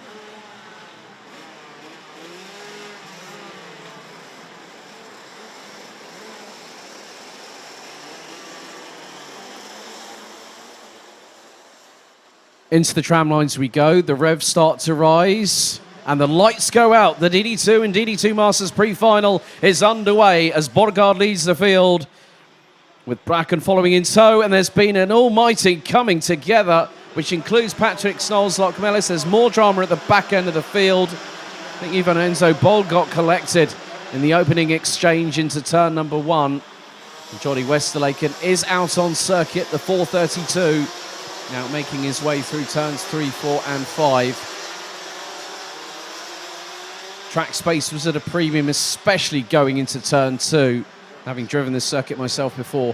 Turn 1 is pretty much a slight right kink, and then you've got a hard braking zone, but there has been a change at the front of the field because Carl Gustav Borgard is battling for 3rd, but battling for the race lead at the moment is Tom Bracken, and behind him is the 450 from Canada, Lucas Pernod. Now also Enzo Boulogne is sending a message to the 437 from Denmark, trying to go for 3rd place, and he's got it! And here comes Rasmus Vendelbo, who's got a double toe down the start-finish straight behind Borgard and behind Boulogne. And he's now up into 4th place as Boulogne gets a little bit of a rude awakening. We've got a yellow flag briefly being shown at Marshall Post 7. And Jordi Westerlaken, oh, right, there's 3 wheels on that wagon, I'm afraid, off of turn number 11. The left front has come adrift from the kart. And Westerlaken's race is already over. There's more battling up and down the order, particularly at the bottom part of the top 8, because both Tom Bracken and Lucas Pernod are free and clear to pull away. Now we're getting into some really, really interesting lap times, as Tom Bracken last time around broke the 60-second barrier, 59.852. Lucas Pernod was 3.7 tenths of a second behind him after the opening lap. 57.5 from Bracken, 57.7 from Pernod. The pace is now getting closer. The track has evolved significantly. So anyone who thought they might have that chance, that window of opportunity on being on wet tyres, that might have been the incorrect decision. And looking at Enzo Bol's pace, 59.0. That's a big old chunk of time he's losing to Tom Bracken, and that's the 2.5. So Bracken now starting to extend that lead over Lucas Pernot. It was half a second. A little bit further back, Enzo Bol is battling away. Behind him, he's got Carl Clebord, his stablemate from SP Motorsport. And he's in DD2, and he gets a touch from Hannes Border on the left rear. Coming out of turn number 11, Carl Clebord got a bit of a wake-up call from the German right there and then.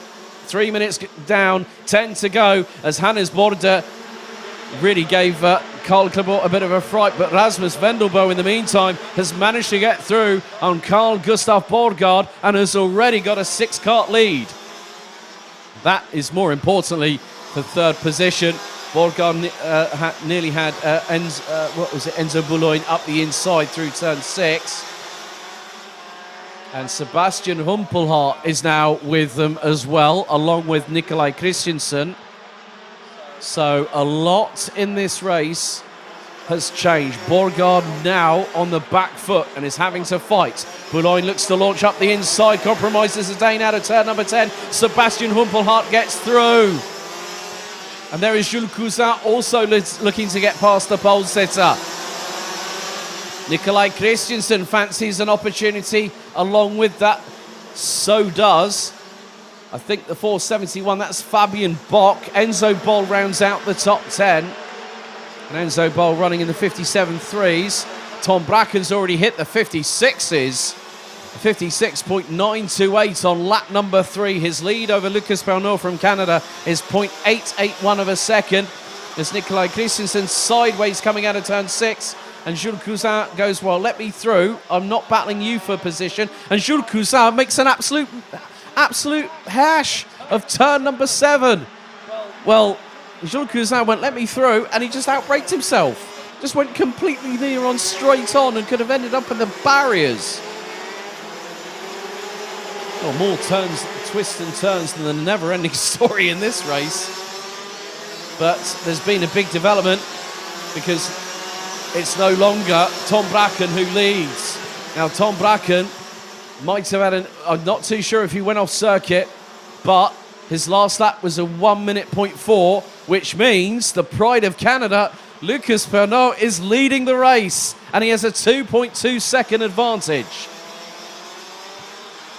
Rasmus Vendelbo is in third. Sebastian Humpelhardt leads the way for DD2 Masters, and he's in fourth overall, folks. Enzo Boulogne in fifth. Carl Gustav Borgard in sixth. Nikolai Christensen, another one of the DD2 Masters contingent. He is up into seventh, running second in class. Fabian Bock, Jules Cousin, and Enzo Bol complete the top 10.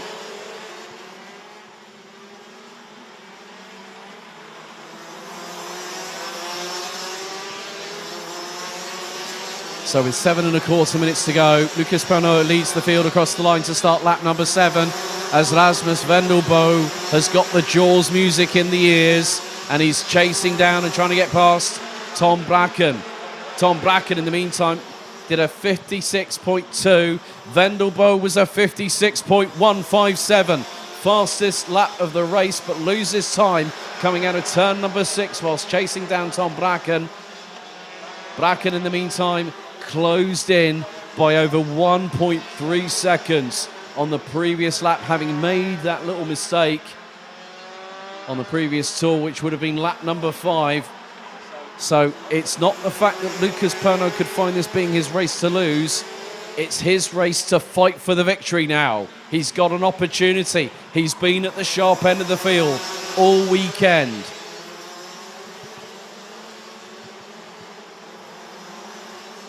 And now the gap goes down to 0.449 of a second. Bracken with another fastest lap of the race. We're that close, folks, to the 55-second lap times.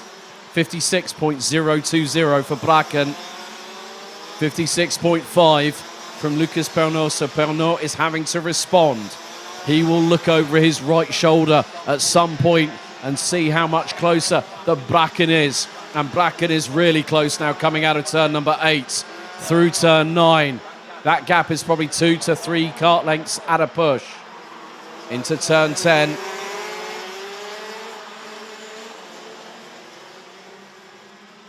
And Pernod will come out of the final corner after 8 laps and still be leading. But the question is, can he hold on? How much longer can he do so for? How long will it be when Tom Bracken gets through and retakes the race lead? Meanwhile, behind, there's a skirmish and a half, and Enzo Boulogne loses out to Sebastian Humpelhardt, who in turn gets overtaken up the inside of turn 2 by Carl Gustav Borgard, who's now up back into 4th place.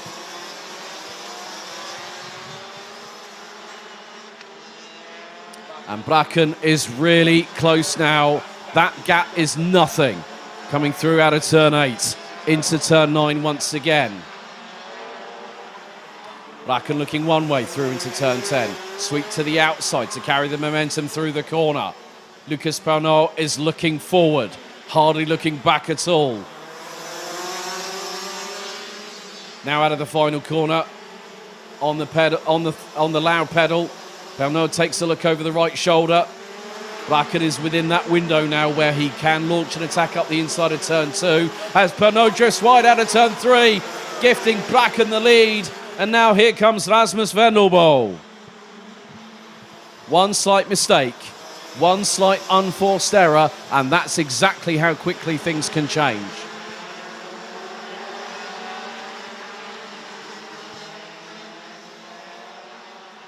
Three minutes and 50 seconds on the timer remains. Chris Cup, unfortunately, has now parked the 547 entry. One of our multiple DD2 Masters drivers here on this amalgamated grid. So we're going to be down to 28 drivers. Tom Bracken now starting to pull away with 3.5 minutes remaining on the timer, plus an additional lap. It's been a difficult one for Enzo Boll. He started P3. He's now currently down in 15th position. So if he went with the wet weather tyres, I'm afraid that was not the right call. Because with the lap times running in the 56s and 57s, we're nigh on pace to be at flat-out racing speed.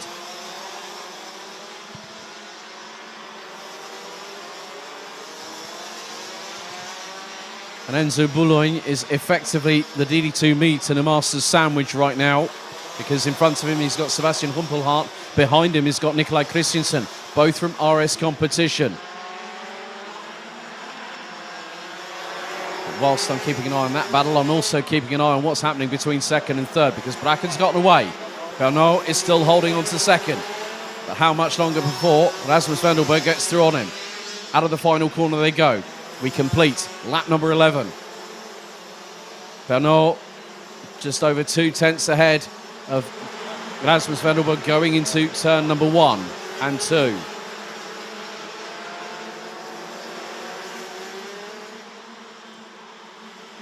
There's been a couple of changes. Hannes Bode getting past Karl Clebot. That's for 11th. Tim Mikametz and Enzo Boll getting past Martin Zianovskis. The Latvian has struggled throughout this race and finds himself all the way down outside of the top 16. And he's just in front of Thierry de Jong from the Netherlands.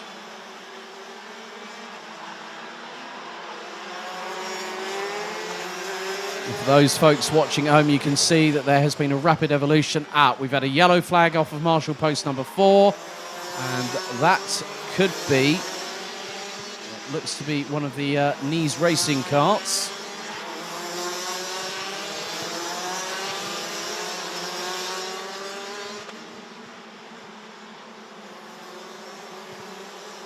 That cart is now making its way through turn number 11. That was Hannes Bode, I'm afraid. So, not too sure if something happened. But in the meantime, Rasmus Vendelbo has finally got past Lucas Pernod for second position as we head into the final 60 seconds plus an additional lap of this DD2 and DD2 Masters pre-final.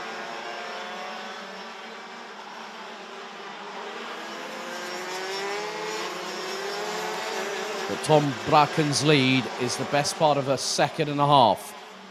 With 45 seconds on the clock, how much of that can Rasmus Vendelbo close over the next, probably what's going to be another 2 laps? Well, he's got that. He's just put in the fastest lap of the race. Well, he's responded, but I think he might have responded to what I've just said. 55.417 seconds from Rasmus Vendelbo gets the gap down from a second and a half to 1.3. He was 2.5 tenths of a second quicker than Tom Bracken on that last lap. Then at Schreiber, in the meantime, has also dropped a couple of places down the order, down to 22nd position. Christoph Adams now up into 18th.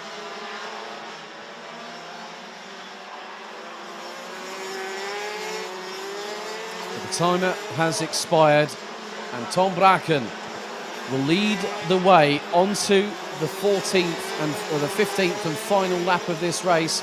Rasmus Vendelbo seems to be closing him down, but time is not on his side. Gap is now 0.965 seconds. Another fastest lap, and this time it's a 55.1 flat from Rasmus Vendelbo. Gap now down to 0.965 seconds. Almost halfway through the lap as Bracken, Vendelbo and now Pernod make their way down the Europalan. Vendelbo is absolutely a man possessed right now. He's got the bit between his teeth, and if he does go for it, well, that gap was 9.6 tenths after the previous lap. It's probably not even half that right now. We've got 2 more corners to go. Bracken and Vendelbo not that far apart now. Pernod is going to be sitting pretty in 3rd place, but out of the final corner, it's going to be Tom Bracken that wins the DD2 pre-final. Vendelbo up to 2nd from 14th on the grid. Lucas Pernod for Canada takes 3rd, having started 6th. Carl Gustaf Borgard takes 4th. Enzo Boulogne in 5th. And this time, the provisional DD2 Masters class winner, Sebastian Rumpelhardt, finishing in 6th overall, ahead of Nikolai Christensen. Jules Cousin, Fabien Bock and Robert Chopion round out the top 10. Carl Klebor, Patrick Snolls-Lockmelis, Tim Mikemetz, Enzo Boll, Martin Zjanovskis, Thomas Piet, Thierry de Jong, Christoph Adams, Michael Becker. Hannes Border round out the top 20. Jurisalaitis, Frederick Baker, Leonard Schreiber, Nicolas Guillaume, Albert Heumann. Then we've got Dominic Hummels, Jordi Klebor and Luca Neuenhausen rounding out the 28 that finished. On lap 8, we lost Chris Kupp. And despite getting out of the dummy grid on lap 1, Jordi Westerlaken would have 3 wheels on the wagon and would promptly retire on the outskirts of turn 11.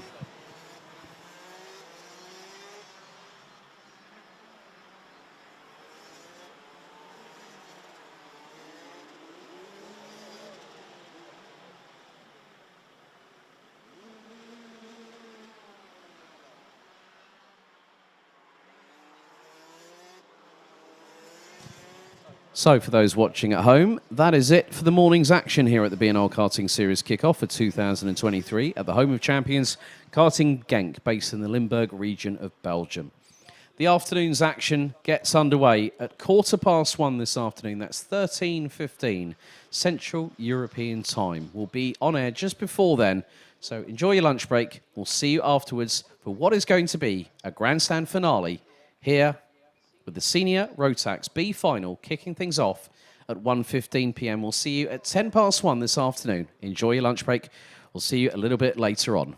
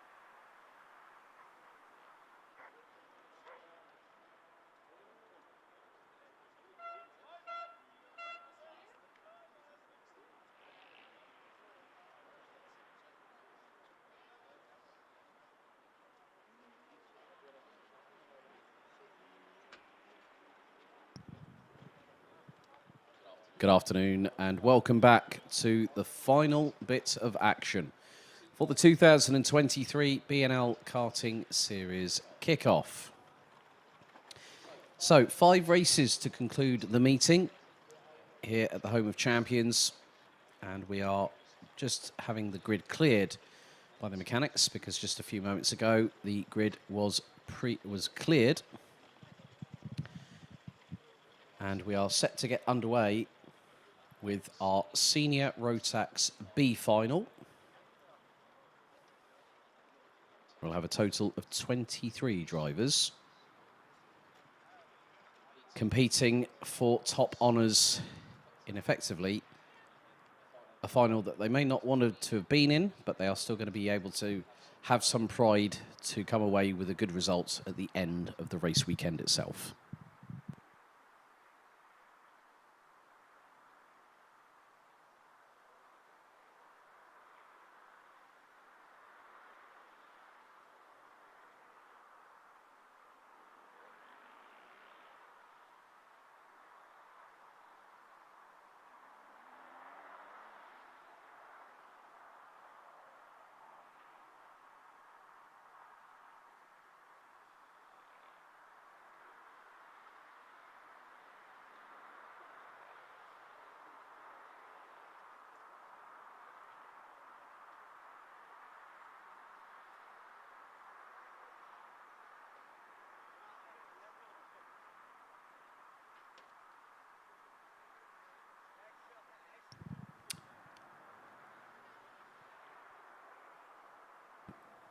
So we're around 45 seconds away from releasing the 23 drivers on the start-finish straight. And this will be the format for the remaining races of the weekend, where the drivers, karts and mechanics will head on to the start-finish straight and gear themselves up for their final forays around this 1,360-metre circuit.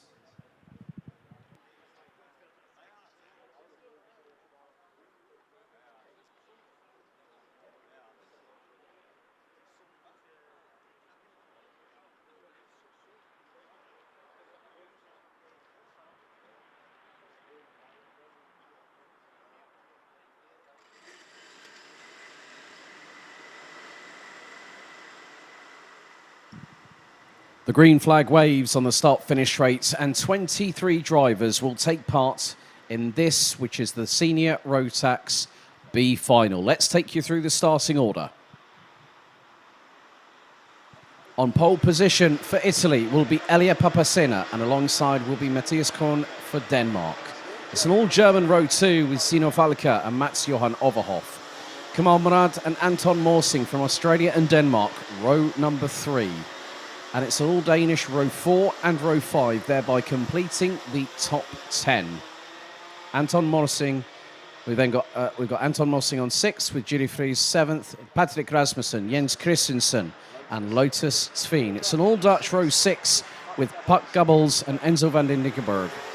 Gustav van Gogh from the Netherlands and Camille Baloche from France will be just behind them, along with Jake Bezelbecker, who starts 13th. Vasco Westhovens, William Helgstrand, Giorgio Markenstein, Roman Zrodionovs, Loris Goisman, Ralph van der Pevert, Martin Gaiskens and Stefan Lemunov will start on the grid.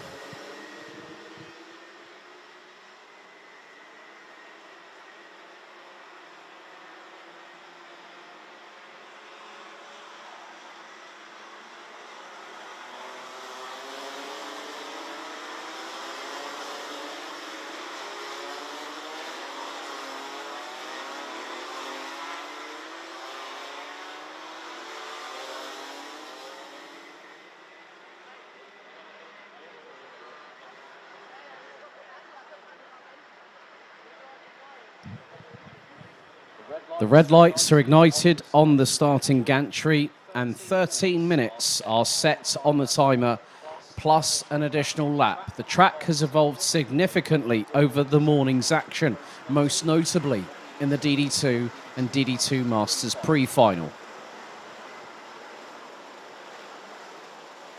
Now the field starts to grid up ahead of their final race of the weekend.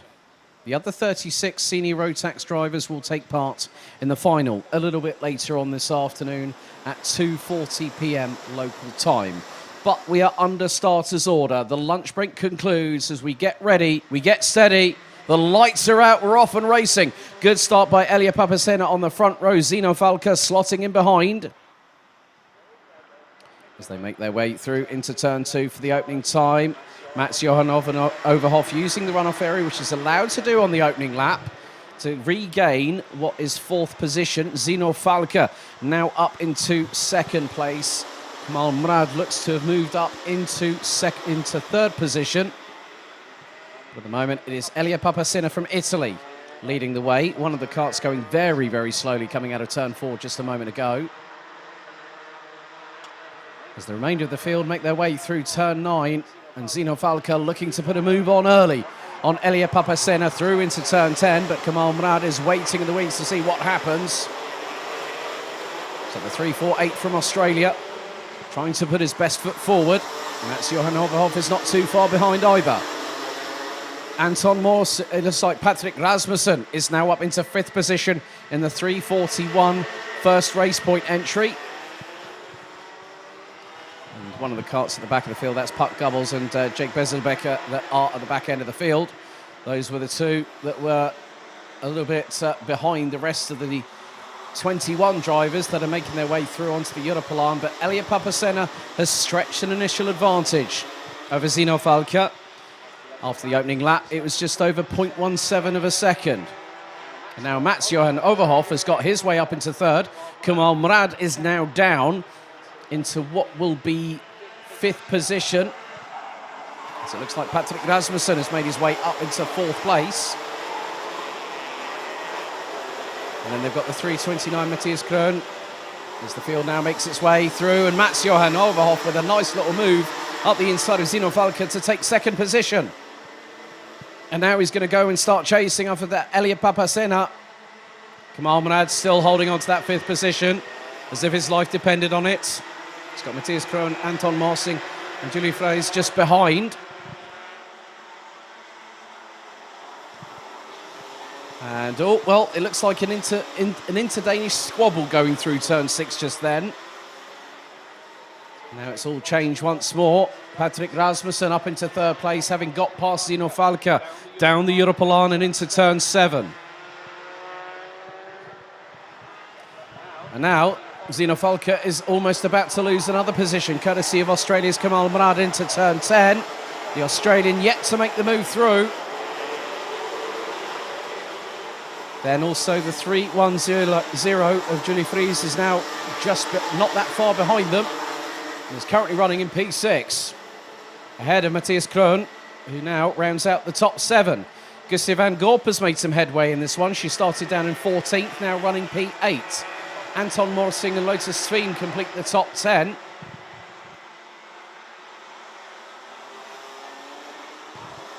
Ralph van der Pevert, who started on the penultimate row of the grid, now has made his way up to 14th. As Zino Falca goes defensive into turn 7 on Kamal Mrad from Australia. So the battle for 4th position still waging on.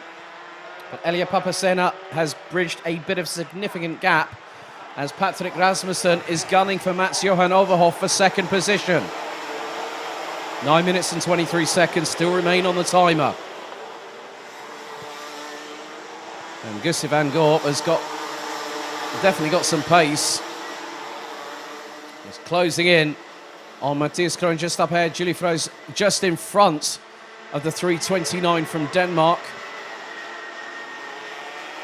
Stefan Lemonor has dropped a couple of positions, one behind Martin Geiskens, who's up to 17th. William Helgstrand now up into 13th past Vasco Westhovens. And that's Johan Overhoff for the moment is still holding on to 2nd, but for how much longer? When will Patrick Rasmussen pull the pin on the grenade and throw it? What this is happening, whilst they're squabbling away, it's bringing everyone in that's behind them. Zino Falca, Kamal Mrad, Julie Freys, Matthias Krohn, Gussie van Gorp and Lotus Tveen. So it's going to be effectively an 8-way squabble over 2nd place. is now Patrick Rasmussen, looks for the inside line through turn 12. Mats Johan Overhoff looking for the undercut, can't quite get it done on this particular occasion, but has the slipstream heading into turns 1 and 2. He looked to the inside ever so briefly, positioned the cut accordingly, and Rasmussen was quick to respond.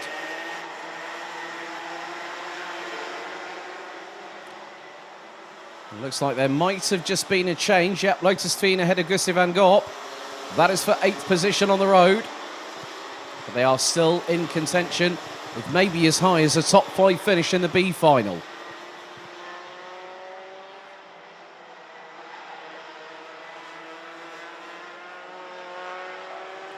Despite having got past Mats Johan Overhoff just recently, it looks like Patrick Rasmussen is not getting away instantly.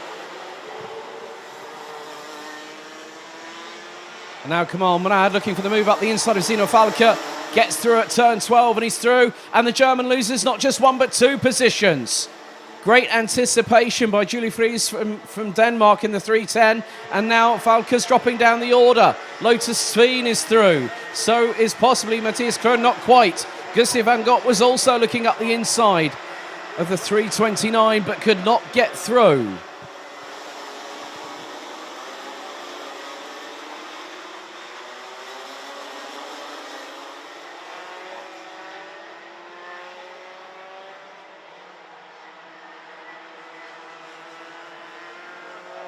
But Elia Papasena in the meantime has, there's been a touch. Gustav van Gorp and Zino Falke come together. Van Gorp went for the move up the inside of turn 9 and Falke found himself in the air and now squabbling as the pack has started swallowing them up. And the 325, Camille Baloche has just pulled it into the pits. So the French driver will take no further participation. Meanwhile, at the front end of the field, it is still Elia Papasena that is leading. We've got a yellow flag. We did have a brief yellow flag, I think, at Marshall Post 1. Now we're back onto full course green conditions.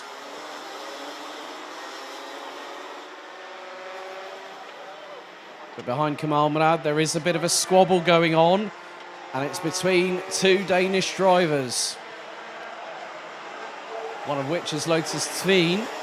The other one is Julie Fries as well. And Lotus Tveen is ahead. Julie Fries is now coming under fire from Matthias Krohn in the number 329. As Kamal Murad looks for 3rd. Gets past Mats Johan Overhoff down the start-finish straight. And the Australian neatly makes the pass into turn 2.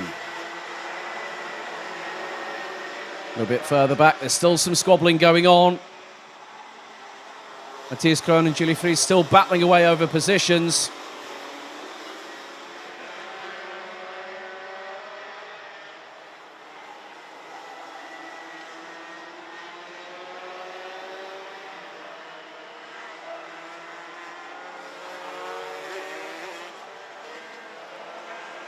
But with 4 minutes and 48 seconds still to go, Elia Papasena has checked out. The Italian is way up the road. 4.4 seconds was the lead he had over Patrick Rasmussen. And a 5-second time penalty going to Gustav van Gorp. I would suspect that might be for causing a collision through turn 9 just a few moments ago. Gap now between the top 2 is 4 3/4 seconds. Kamal Murad has been picking up the pace. He did a 55.297 second lap time. That was nearly the best part of 0.2 quicker than the driver in front. So Kamal Murad looking to go for 2nd. It's going to be a far reach to try and go for 1st place.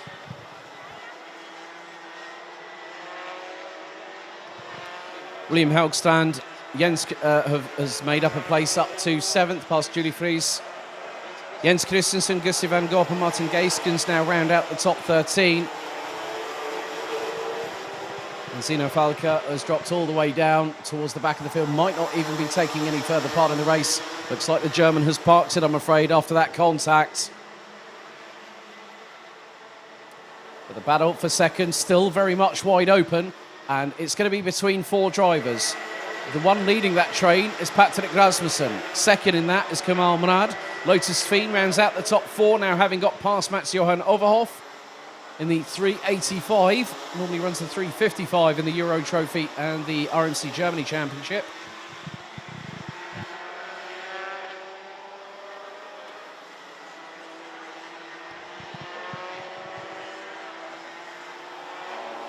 So it could come down to the wire. What happens? There's 180 seconds plus an additional lap, and there's another 5-second penalty, this time coming the way of Sino Falca, 349.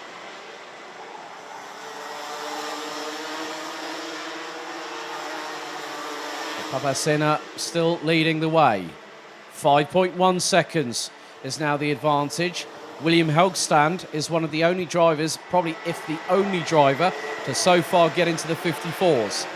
Fastest lap for the Dane in 7th position, 54.926.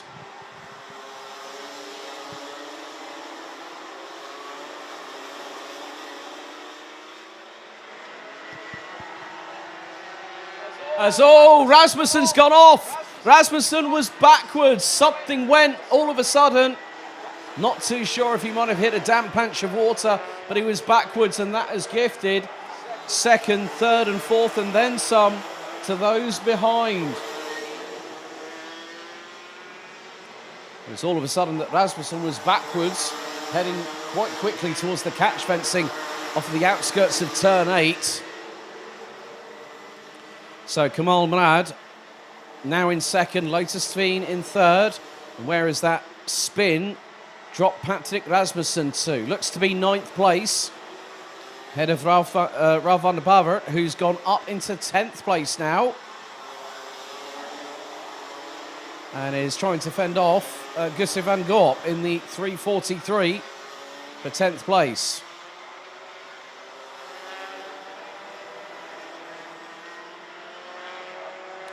Lotus Fiend has also been picking up the pace, and she's closing in on she's pulling away from Mats-Johan Overhoff in 4th and closing in on Kamal Murad from Australia. Just under 60 seconds to go, and Elia Papasena is not going to be challenged by a long shot for the race lead and eventually what will be the victory in the Senior Rotax B final.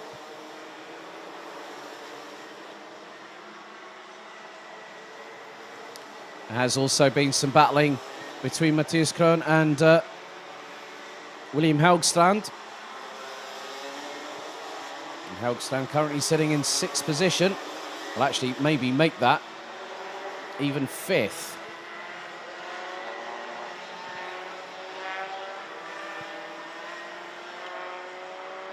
So Papasena is going to be close to the wire to whether he might be another 2 laps. It might be just the final lap of this race and also of this this gatherings weekend, so to speak. 4, 3, 2, right, 2 laps to go. So lap 15 underway, and Lotus Fiend is closing in on Kamal Murad for 2nd position. Cart length between them into the braking zone off of turn number 2. Lotus Fiend is waiting for the opportunity to put a move past the Australian.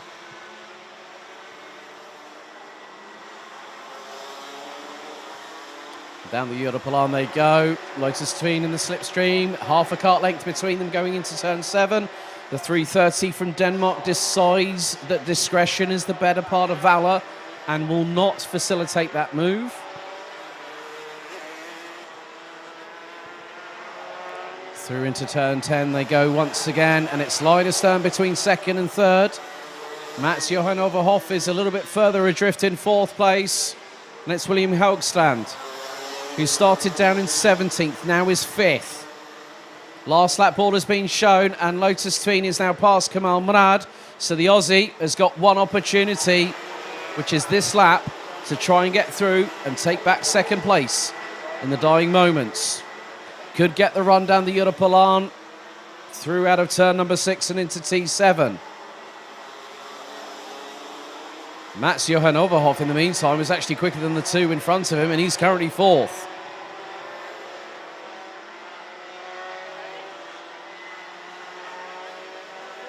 But in the meantime, as they make their way through turn 9, Elia Papasena exits out of turn number 11. Whilst everything has been going on behind him, Papasena comes out of the final corner, will win a small consolation as the Senior B final winner. Lotus Tveen takes second. Kamal Mrad and Mats Johanovov round out the top 4 positions. Great drive from William Helgstrand to take 5th ahead of Matthias Krohn, Julie Fries, Anton Morsing and the recovering Patrick Rasmussen, with Gustav van Gorp, who will be hit with a 5-second time penalty post-race, rounding out the top 10 provisionally.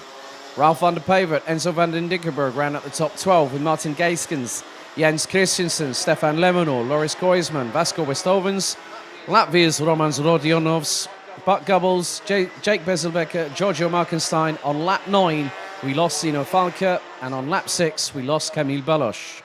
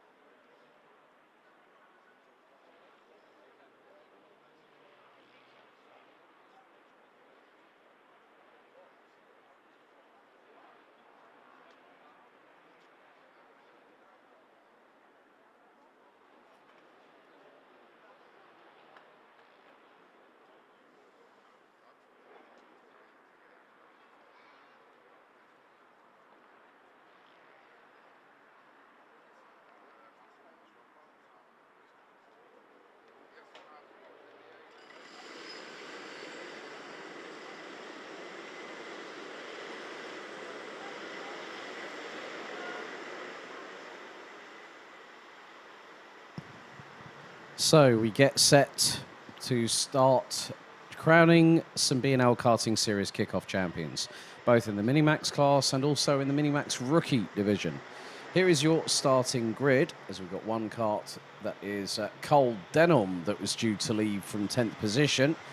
The grid is as follows. Jacob Ashcroft, winner of pretty much every single race he's competed in this weekend, starts from pole. Thomas Verheyen will line up alongside him on the front row. Then it's Lucas Dodder and Rory Armstrong, row 2. Albert Friend and Kai Clark, row 3.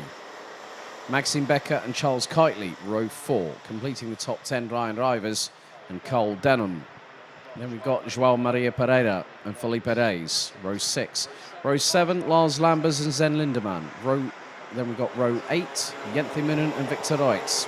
Dean Blankenberg, Carlos Nies, Finn Albert Jorgensen and Sigurd Stubberup round out the top 20. Lieke van Berkel and Max Moore, row 11. Row 12, Peter Appelman and Jeffer Baker with Cees Moyes, Pauline van Breed, Jonathan Falkenberg, Ryan Rampadarath, Mads Kraft and Ryan Gandor rounding out the top 30. Hasnain Khan, Mikael Kumas, Bran van der Weken, Vic van Kampenhout and Alexander van Meeuwen rounding out the 35 that will take the start. And Latvia's Adrian Stions not taking any further participation, will not go into the final, will not race in the final.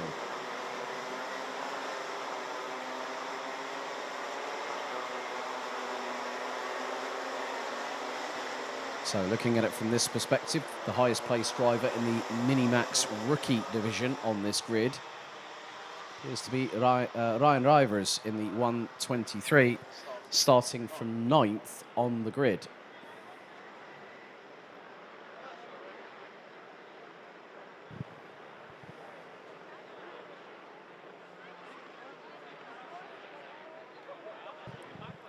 So we had multiple drivers, which I count 9 of having had a front fairing penalty, 3 for causing a collision, 1 for 2 wheels out of the tram lines, and 1 for all 4 wheels outside of the tram lines. So now we're going to find out who will be our first 2 provisional champions of the BNL Karting Series kickoff for 2023. The drivers now waiting.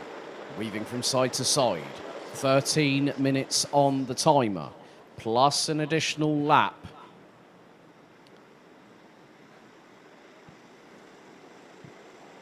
This is the one last chance for those that want to push the limits of adhesion, to go for that victory.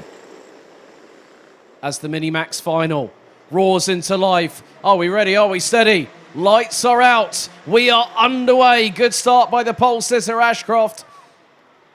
As I think Rory Armstrong was also trying to get his way in there as well. Someone's front axle was skyward and then some.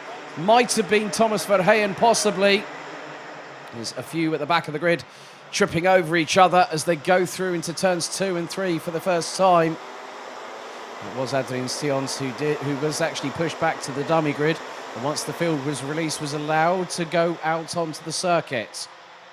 And about at the bottom part of the top 15, there's a bit of side-by-side action going in, and someone's gone round. Someone's gone round off of turn number 8, and then there's Lieke van Berkel, and there's one kart stationary. There's another one around, and that is the 105.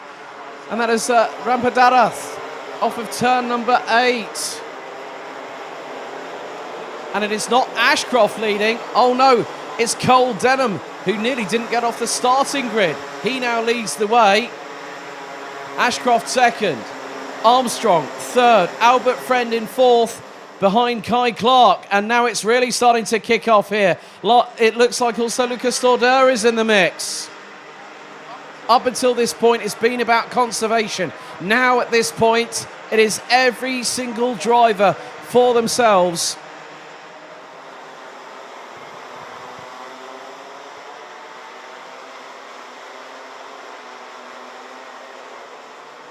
So the field makes its way through. Again, side by side. That was between Albert Friend. And I think maybe it might have been Maxime Becker he was going side pod to side pod with through turn number 7. And Hasnain Khan has already made up 9 positions on the opening lap. Could he break into the top 20 on this one? We're going to find out very shortly. But still leading the way, it is Cole Denham from the UK. And at the moment, it is a top 5 British lockout. Denham, Ashcroft, Armstrong, Clark and Friend are your top 5. Then it's Maxime Becker from Germany. João Maria Pereira has unleashed the Portuguese man of war and now is up into 7th position. Felipe Reis, 8th. Lucas Stoddard and Lars Lambers now round out the top 10.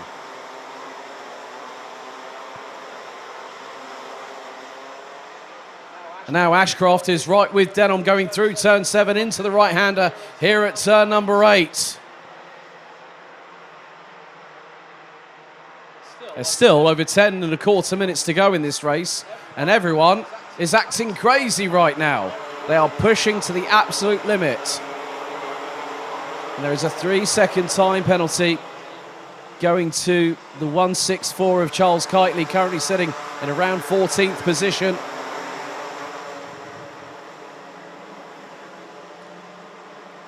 But it's now about the waiting game.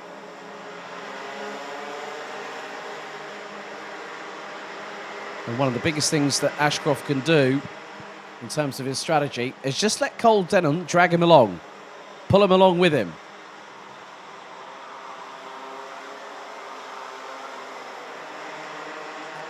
So there is still quite a lot of this race still to go. 9.5 minutes plus an additional lap of the race still to be completed.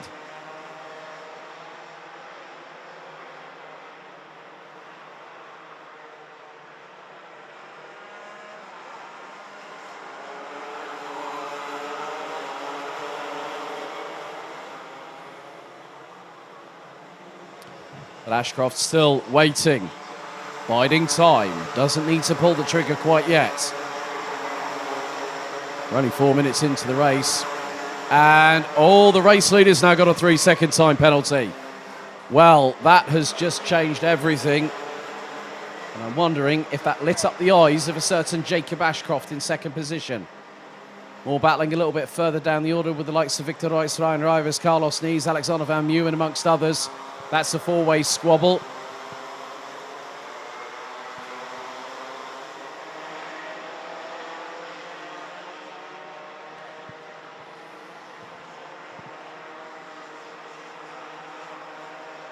Now it's a case of if not when Ashcroft decides to go, you know what, I've had enough of sitting behind him, I want to be out in front. And that's exactly what he's been doing all weekend long so far. Battle for 3rd is heated up though. Rory Armstrong is in 3rd. He's got Albert Friend, Kai Clark, Maxime Becker and Felipe Reis for close company. That's a squabble and a half. And now Kai Clark gets a little bit of a bump draft assist from Felipe Reis. Looking up the inside. And Armstrong has been passed by Friend, now passed by Clark. Reis and Becker have to wait their turn.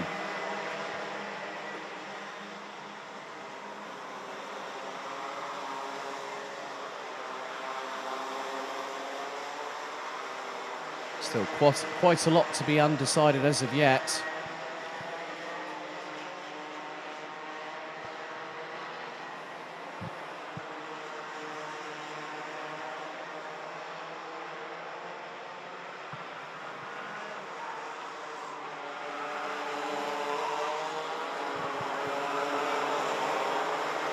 And Armstrong and Becker go side by side through the exit of turn number 10. Youngster from County Down, Northern Ireland, unfortunately losing out on that particular occasion. Still plenty of time for him to get himself back up a little bit further up the order. As Ashcroft still lying astern with Denham, it was 67 thousandths between the pair. They are flying in DHR formation right about now. But I think Denham is trying to see if he can pull away, but that's not going to be easy. But Ashcroft decides now's the time. Up the inside, takes the lead through at turn number 6 on lap 7. This is Jacob Ashcroft in the 122.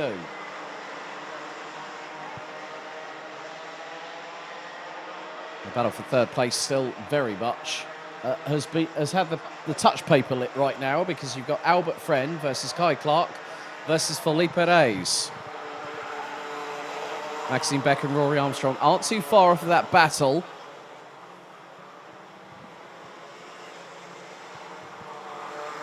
And now Kai Clark is behind Felipe Reyes, who's going off to Albert Friend for third place. Rory Armstrong still giving chase to Maxime Becker in the battle for sixth.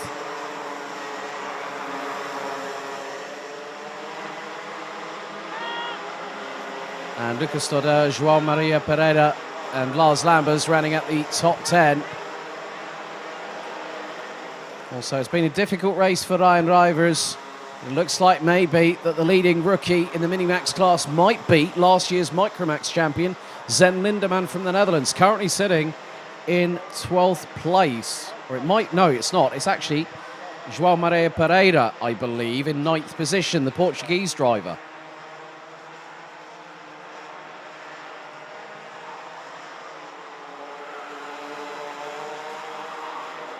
Pereira has been showing pretty quick pace. Anyone might remember the grand finals on home soil in Portimao that Martin the Mustang Marquez took the title of Micromax Grand Finals champion. And it was such an emotional scene. And to see someone like João Maria Pereira to really fight against some of the very best, as round the outside goes Felipe Reyes on Albert Friend, but the Brit stays still in third position, had the inside line going into turn number 2.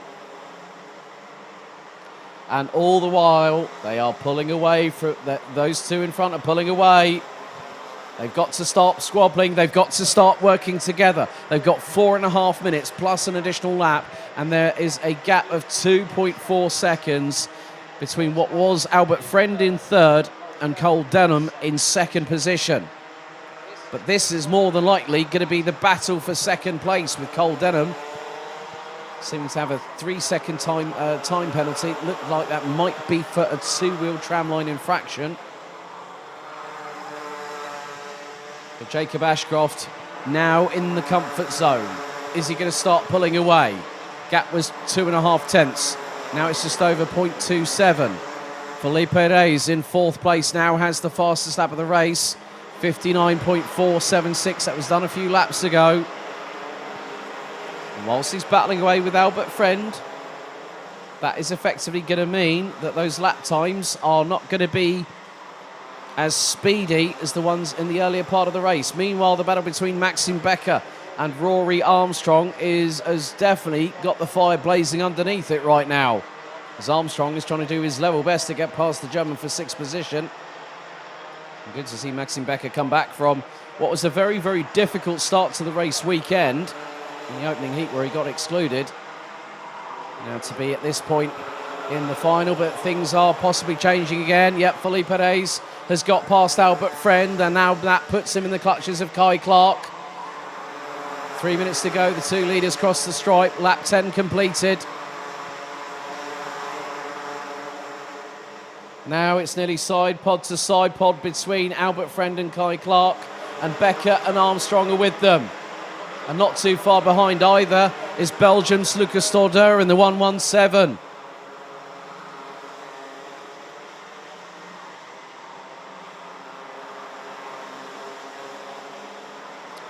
There's been a few developments as well in the side of the rookie classification, that Zen Lindemann is now the leading Minimax rookie driver in the 109. João Maria Pereira is a couple of positions behind the young Dutchman.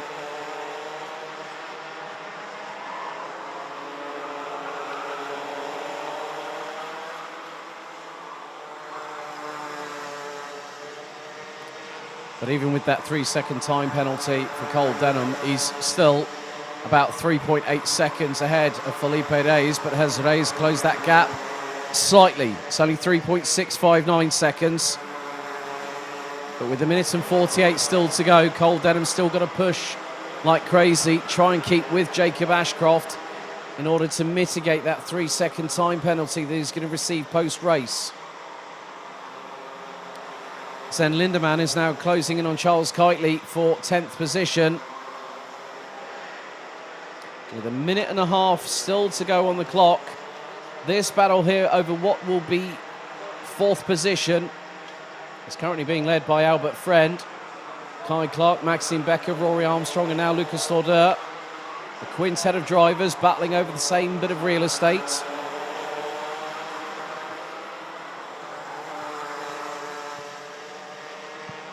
So 60 seconds to go. Ashcroft continues to lead as we complete lap number 12.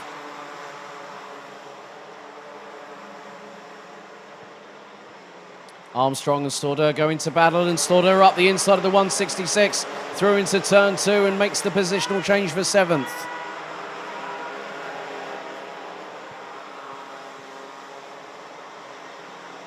As Felipe Reyes makes his way through into turn number 6. Albert Friend still leading this train in the battle for 4th position. There's any one of 5 drivers, including the driver in that said position, that could get that place at the end of the race. 20 seconds still to go. We could be very, very close to not having 2 laps. We might just have one more after this one.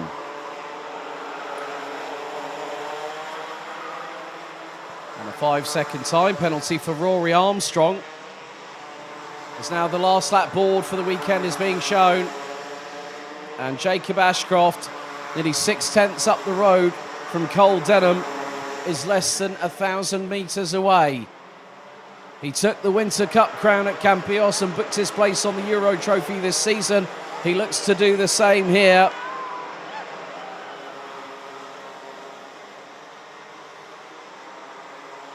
At the moment, it's Denham in 2nd, Reyes in 3rd.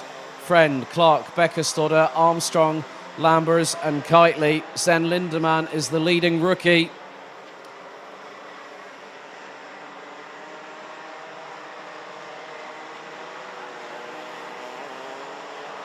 And as always, getting a bit close for comfort. Zen Lindemann, I think, is just trying to get a move done on Rory Armstrong. But the checkered flag will wave this time. And the Minimax final and kick-off champion crown goes to Jacob Ashcroft. Well-deserved 2nd place. It's a 1-2 for Dan Holland Racing with Cole Denham. 3rd from the Netherlands is Felipe Reyes. Albert Friend and Kai Clark round out the top 5. Lucas Stordeur in 6th. Lars Lambers, Charles Kitely. And it looks like provisionally your Minimax rookie winner from the Netherlands, Zen Lindemann, in 9th position. Managed to get the move done on Rory Armstrong on the last lap. Armstrong takes 10th provisionally. Alexander Van Meeuwen, Thomas Verheyen, Ryan Rivers, Victor Royce, João Maria Pereira, Ziggo Stubrup, Vic van Kampenhout, Jeff Verbeek, Carlos Nees and Max Moore ran out the top 20. Great drive from Van Kampenhout, who started on the penultimate row of the grid to finish in 17th. So, Jens Moon and Maxime Becker, Hasnain Khan finishing in 23rd. So I know that Stafford have been watching. Says Moyes, Van der Beek and Mads Kraft. Ryan Gandor hoisting the Maple Leaf High with pride in 27th. Lieke van Berkel, Peter Appelman, Ryan Rampandarath with Adrian Stans, Pauline van Preet and Jonathan Falkenberg being the last of the classified finishers. It looks like Bodine Blankenberg and Mikael Kumas we lost on the penultimate lap, with Finn Albert Jorgensen from Denmark making only as far as lap number 4.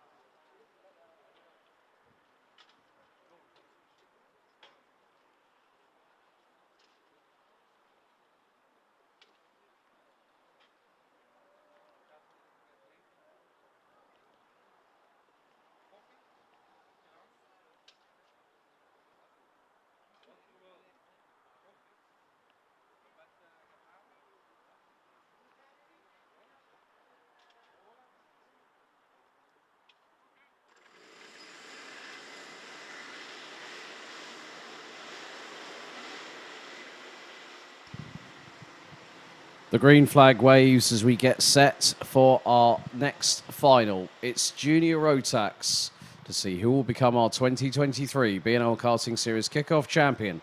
Let's take you through the starting grid.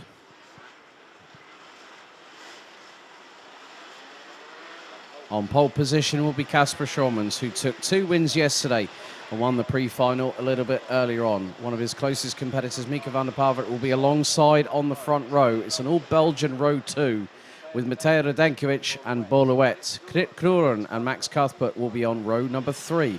Tino Sidler and Armand Hamilton round out row 4 with Casper Nissen and Ryan Bourgmillon representing Denmark and France, completing the top 10. Olivier Jonkers and Marlon Di Salvo, row 6. Row 7, Timo Jungling and Boaz Maximov.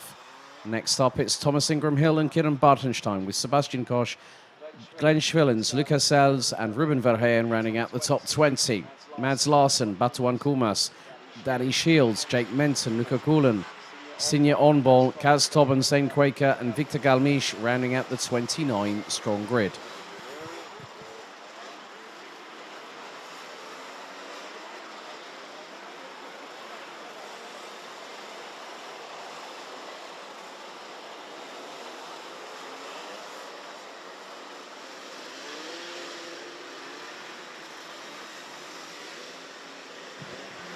So the pre-final was 13 minutes plus a lap.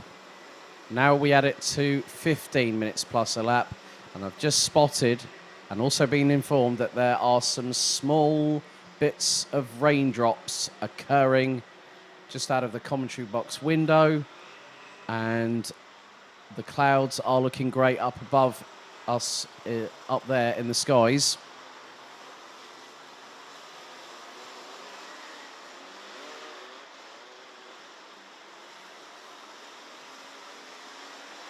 So the red lights are ignited on the starting gantry. 15 minutes set on the timer.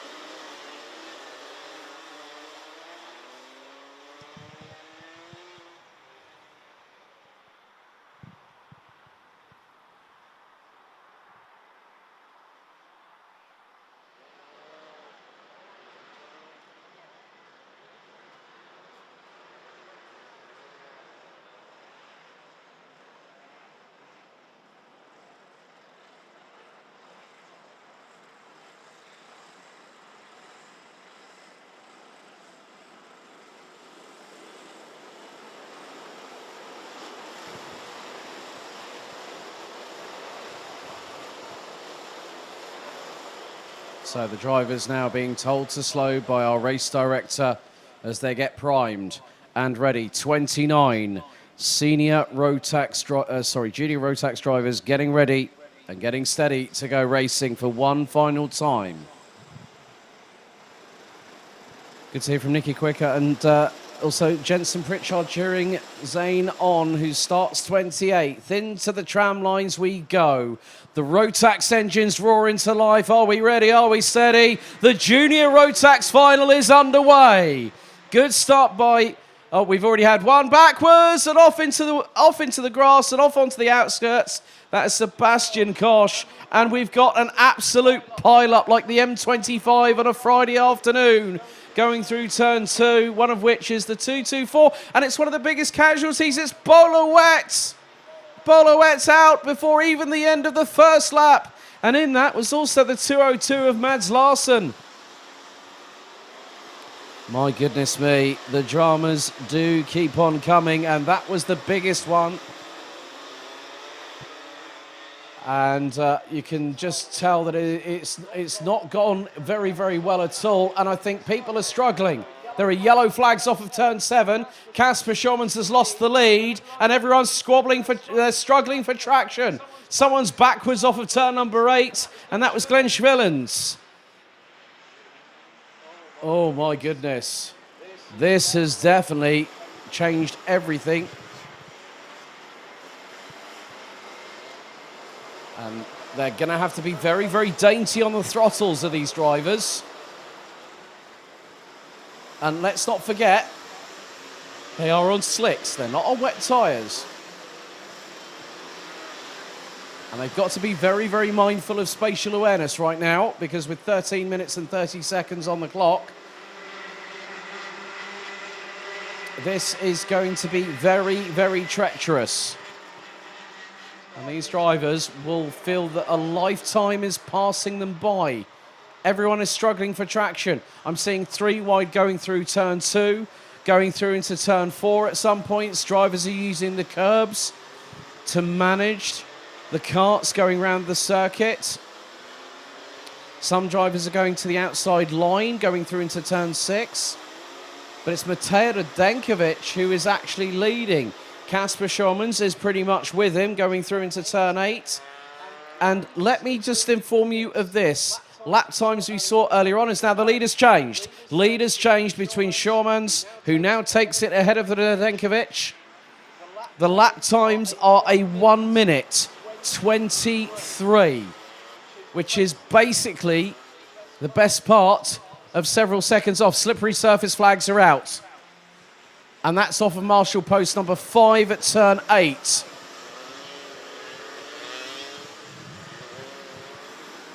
And we've got a 3-second time penalty going for the 266.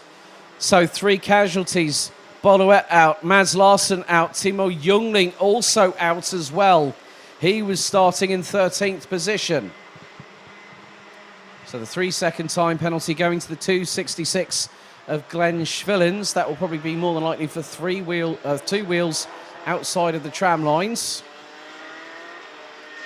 Pace is starting to increase somewhat as the drivers build a little bit of confidence in these conditions. But as soon as rain hits the tarmac here at Karting Genk, expect the unexpected. And now something else that is happening is Matej Radenkovic nearly had Krik Knoren up the inside to take 2nd position away from the young Belgian. They're trying to really mitigate the traction and the slip on the rear wheels coming through out of turn number 9. Through turn 10.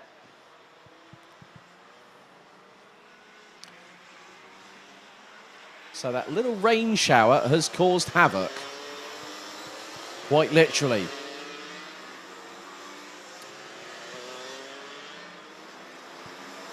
And for those wondering about Bram Ostavada, he's going to be in the next race in Senior Rotax for the final. Managed to get through to the A final through a consistent midfield performance against such caliber field, or such a caliber field that we've got here. As Krik Knoren staying ahead of Matej Radenkovic. Kasper Schulmans now has a 2.1 second lead. Sebastian Koch, despite having gone backwards and onto the slight hill off of the left-hand side of the start-finish straight and the back bumper going in, he's put in the fastest lap of the race, 1 minute 9.044.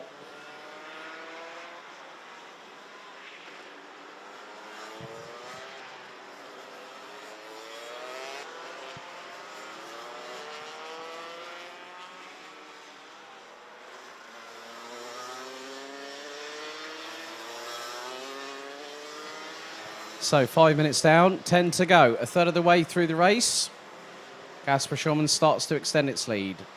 It's now 2.5 seconds as opposed to 2.3 the last lap around.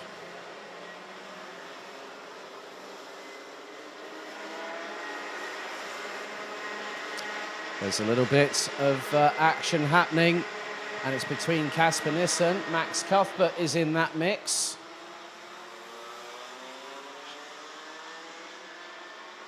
So will be, I'm just keeping an eye out, we've got the 227 of Thomas Ingram Hill. Mika van der Pavet also factoring in. Now van der Pavet actually started on the front row alongside Schulmans. The race has gone not entirely to his liking.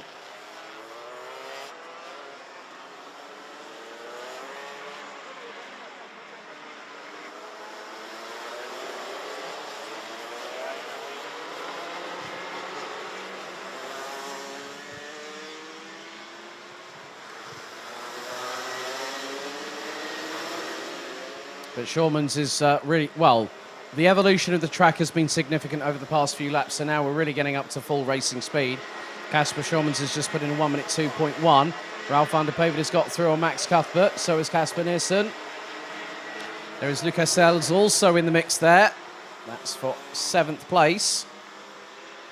Van der Pevet looking up the inside of Casper Nielsen through turn number 6.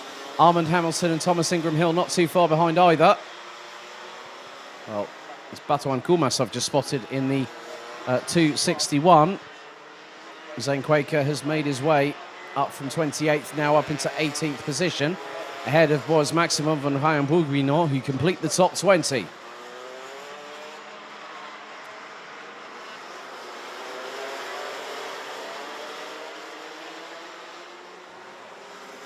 Casper Schulmans is just literally striding away into the distance. He did a 1 minute .253 the previous lap, and that previous lap was one of his best. And then Matej Radenkovic in 3rd takes the fastest lap. There's another change for position. That'll be Armand Hamilton in the 242, getting past Max Cuthbert, and that's a change for 8th place.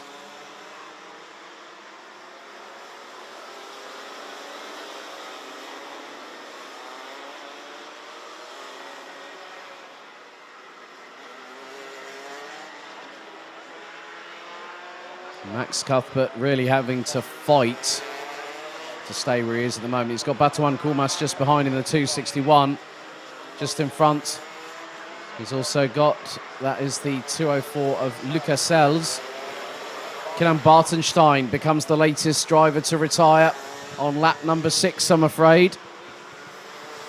Quaker has now made up a total of 12 places, so hopefully a few people from Stafford are rejoicing round about now because he's that close to getting in the top 15.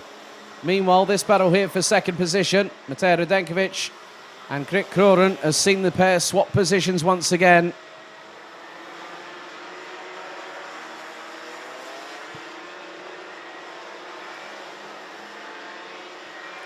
Six minutes and 20 seconds still to go on the timer, and Casper Schulmans is away and clear.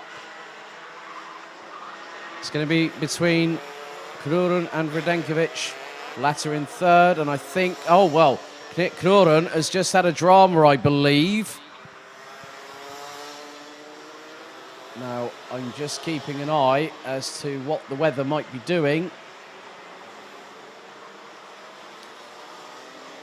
Well, it might have just been an uncharacteristic mistake if he's got onto any curbing which might have water. Sorry. Oh, thank you very much, Nikki, for Zanies from Manchester. Sorry, my apologies there. I try and keep an eye update on who's from where. So, but Nikki, you're going to be pleased about this one. Zane's in the top 15. He's just gone 15th, got past Boaz Maximov, amongst others, and there's a handful of drivers that have made his way up. Yeah. Brilliant. Thank you, Nikki. At least I now know how you're related to Zane. So, yep, your mum's cheering you on, Zane. Go get him. So, Zane Quaker up to 15th. Can he make it towards the top 10? He's got 5 minutes to do so. Plus an additional lap. Anything's possible in racing, and if the weather decides to shift again, who knows?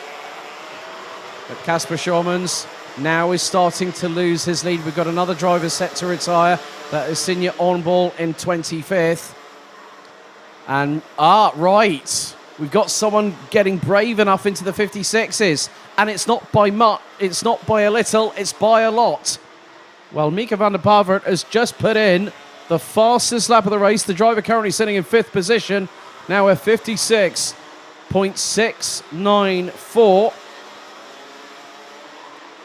So Batuan Kulmas has just made a bit of a mistake as well, has lost 4 positions. And several drivers on the same pace. A lot of drivers in the 57s. I spot Schulmans, Radenkovic, Hamilton, Sells, Cuthbert, Nissen, Jonkers, Verheyen. Quaker in 15th has just put in a 57.5 on his last lap. The Schulmans' lead is starting to slightly dissipate. But Is he going to be able to control it? I know for a fact that he is very, very capable of doing so. He's just got to keep it on the black stuff, not put a foot wrong, not make a mistake. So now down to 24 drivers as we're on to lap number 11 of the race.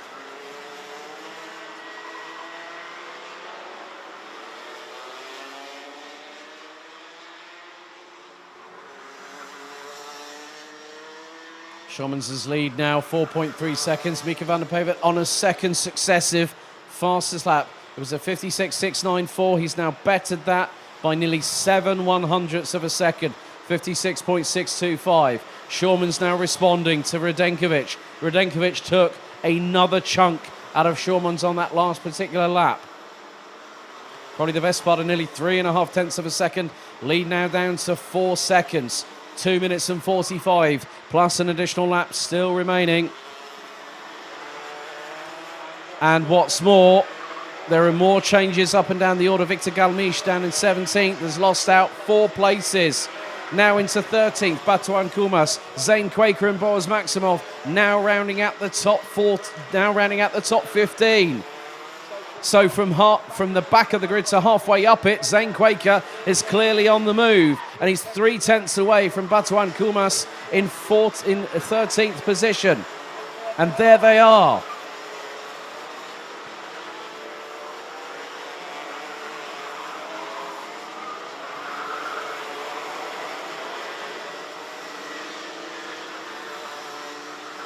So Zane has lost the position to Boaz Maximov, goes back down to 15th, but is still in the hunt for at least. To be halfway up the grid at this point, amidst such a class field, is a great feat in its own right. First time driving here at the circuit, having raced predominantly in the UK, and Zane Quaker is here not just to make up the numbers. And right. I have a bone to pick with Kasper Schommens. Thank you very much indeed to our series organiser, Esme Rosman, that if he wins, he's buying me, Esme, Lucas van der Ligt a sushi dinner tonight. I'm sure, Esme, that his mum is going to have kittens when she hears that one, Esme. But with 1:05 to go, there is still quite a lot of action that could still transpire. Never say never. Mika van der Pevet has put in a blistering fastest lap of the race, 56.258. Van der Pevet is not going to be anywhere near the podium, I'm afraid. He's going to be 4th, but he is definitely making sure it counts right now. This could be a precursor to the season ahead for the youngster from the Netherlands. 35 seconds still to go. And Zane Quaker is ahead of Batuan Kumas, so the battle for 15th continues. Zane's been doing a great job. It's not been an easy weekend. It's been a quick, steep learning curve from the youngster from Manchester. But still to come to one of the best circuits in continental Europe and world-renowned in its own right, as the two in front of Zane Quaker are starting to battle. Boaz Maximov and Ruben Verheyen are trying to interlock with each other.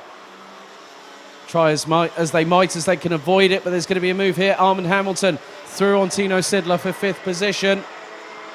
But the timer has expired. We are now on the 15th and penultimate lap. Kasper Schommens makes his way through into turn number 10 for the penultimate time. He started his preparations early with the Rotax Max Challenge Asia Festival victory in Langkawi, a previous host of the Grand Finals over years past. The final lap board has now been seen by the 240, 13 years of age, based out of Born in the Netherlands. Now through turn 4, now 5. I was wondering if he was going to get the clean sweep yesterday, but he didn't. However, he's made it count where it's mattered the most. Down the Europalan for the 16th and final time. Whilst everyone lost their heads, one kept his. Good to see, Nicky, that you're shouting at the TV. I don't blame you. but 3 corners to go. Make that 2. Now 1. It's been a dominant display on finals day because your BNL Karting Series kickoff 2023 Junior Road Tax Champion, it's Kasper Schurmans. Matej Radenkovic takes the runner-up position, and in third it's going to be, well, who is it going to be? I'm waiting for the person to come across the line. It is Krik Noren. Mika van der Pavet with the fastest lap of the race. He was that close to getting into the 55s, 56.009. And what's more, it was on the final lap of the race. So Armand Hamilton takes 5th, Tino Sidler, Lucas Sells, Max Cuthbert, Olivier Jonkers and Thomas Ingram Hill rounding out the top 10. Kasper Nissen, Ruben Verheyen, Boaz Maximoff, Batuan Kumas, and stand up Manchester and applaud Zane Quaker. He's just gone 15th in that race. Well done to Zane, rounding out the top 15. Marlon Di Salvo, Sebastian Koch, Victor Galmiche, Jake Menton, Glenn Schwillens, Danny Shields, Kaz Tobin, and Luca Coulon rounding out the 23 that finished. 2 laps to go. Ryan Bourguignon out of the race. Signé on ball on lap 8. Kidden Barnstein lap 5. On a lap 1, we lost Boluet, Mads Larsen, and Timo Jungling. And Kasper, you owe some people a sushi dinner tonight. Thank you.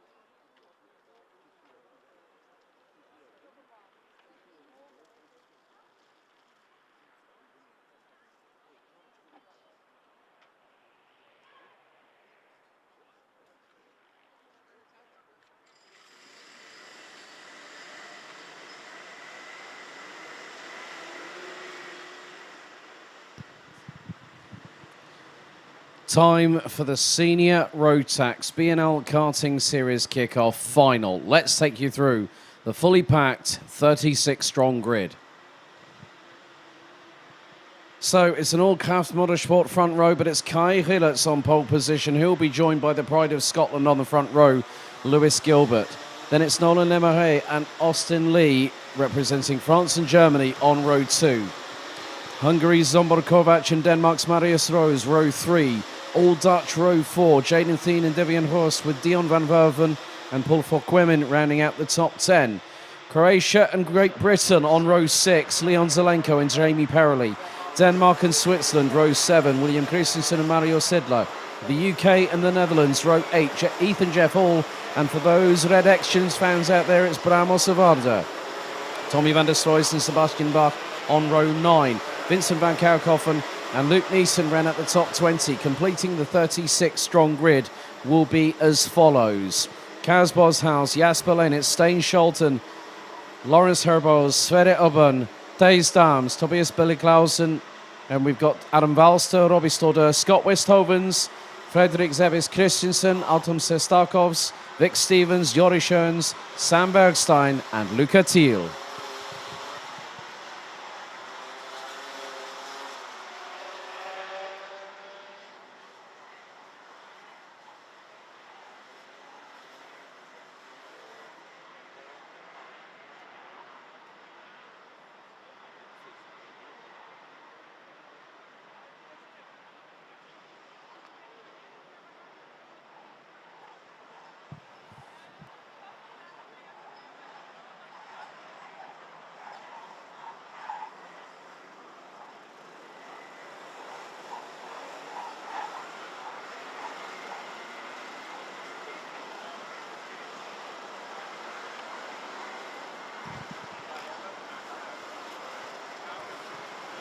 The pre-final was a precursor to what we could expect here in the final, and earlier on today in the mixed inclemental conditions, all hell broke loose.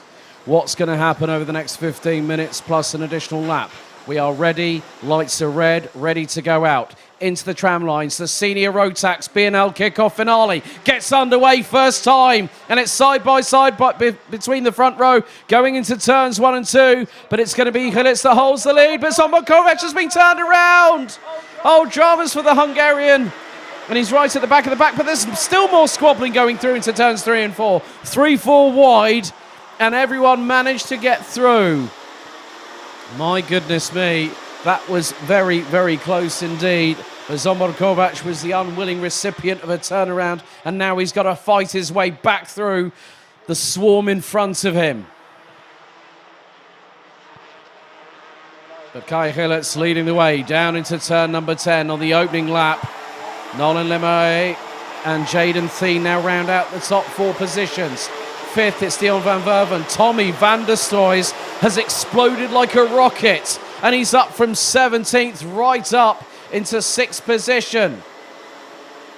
Then we've got the likes of the 367, the 397, Ethan Jeff Hall, Jamie Perrelli, Leon Zelenko, and Paul Fokwemin round out the top 10. And Austin Lee, well, where is Austin Lee? I think he might have been involved in that incident, and he was starting on the inside of row number 2, and Kovács was on the row behind on the other side of it. And there is, I see, a stricken Tony Kart. That's a real shame for the prowess that Austin Lee was showing this weekend. But now, this is where it gets interesting. 4 fast, confident drivers at the front of the field. 2 of which went into battle at the International Trophy last year at Le Mans.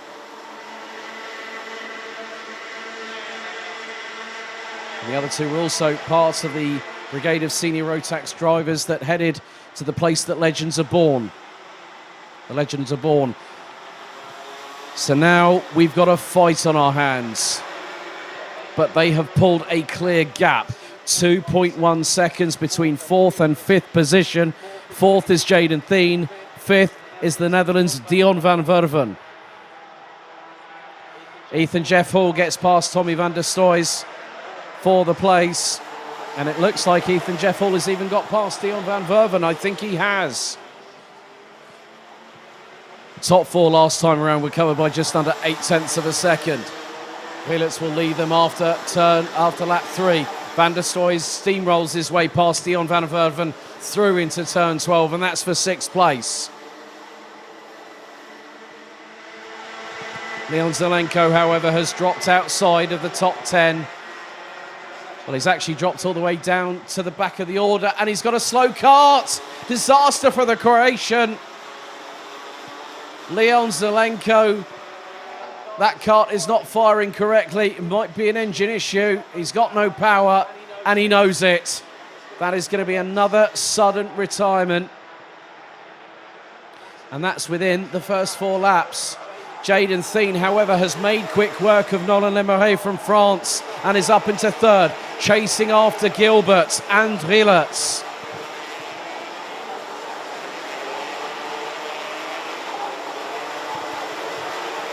So now the race to this weekend concluded when we got into free practice on Thursday and Friday.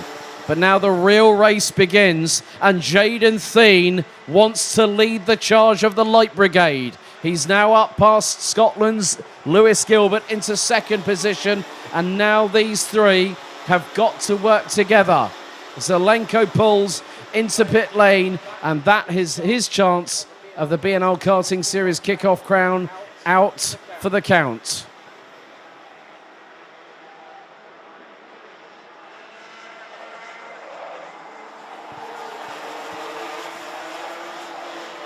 One of the things I have noticed about Wheelitz is that now that he's switched to Kilian Kraft's team at Kraft Motorsport, joining a whole host of drivers, he's really become a lot more relaxed. He had a lot to prove last season, and he has a lead over Jaden Thien of about 0.6. Jaden Thien was slightly slower than him on that particular lap, but faster than Lewis Gilbert. Nolan Lemeray is about less than 0.2 quicker than the race leader.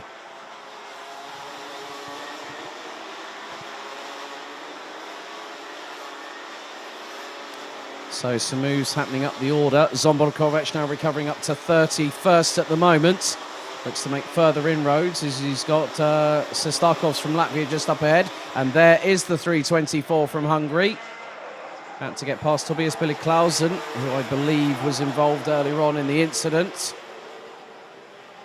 Well, Clausen was actually down in 27th because there was more carnage at the back of the field.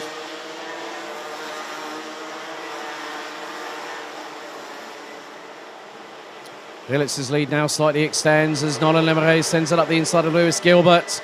And the Scotsman has to move out of the way just to keep himself in contention, if not for the victory, but for a podium. Wheelitz has started to pick up the pace. He did a 54.381. Gilbert 54.522. Jaden Thien 54.466. And Nolan Lemeray was within 0.2 of a second. Devian Ross, in the meantime, who's currently sitting in 10th position behind Jamie Perrelly from the United Kingdom, has put the fastest lap of the race on the board, 54.109 seconds, and that was on lap 4.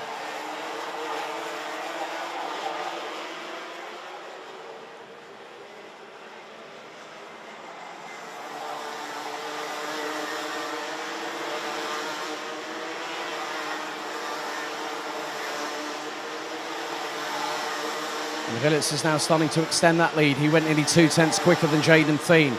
Lewis Gilbert now finding himself about 1.2 seconds ahead of Ethan Jeff Hall. And Ethan Jeff Hall last time around was over half a second quicker. And I think Lewis Gilbert went for the move on Nolan Lemeray and got it through turn 6. And there is a move on the 303 of Jamie Perrelly. That's by Devian Hurst of the Netherlands in the 345.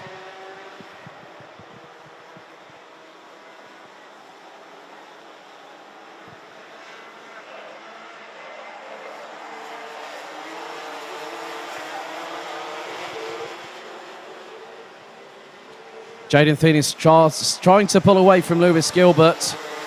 And that gap between him and Nolan Lemeray on the previous tour was 3.5 tenths. Has he extended it since then? Wheelitz has extended his lead to just over a second. The gap has slightly extended between 2nd and 3rd. but not by much because Lewis Gilbert was able to be a bit deeper on the brakes going through into turn number 2.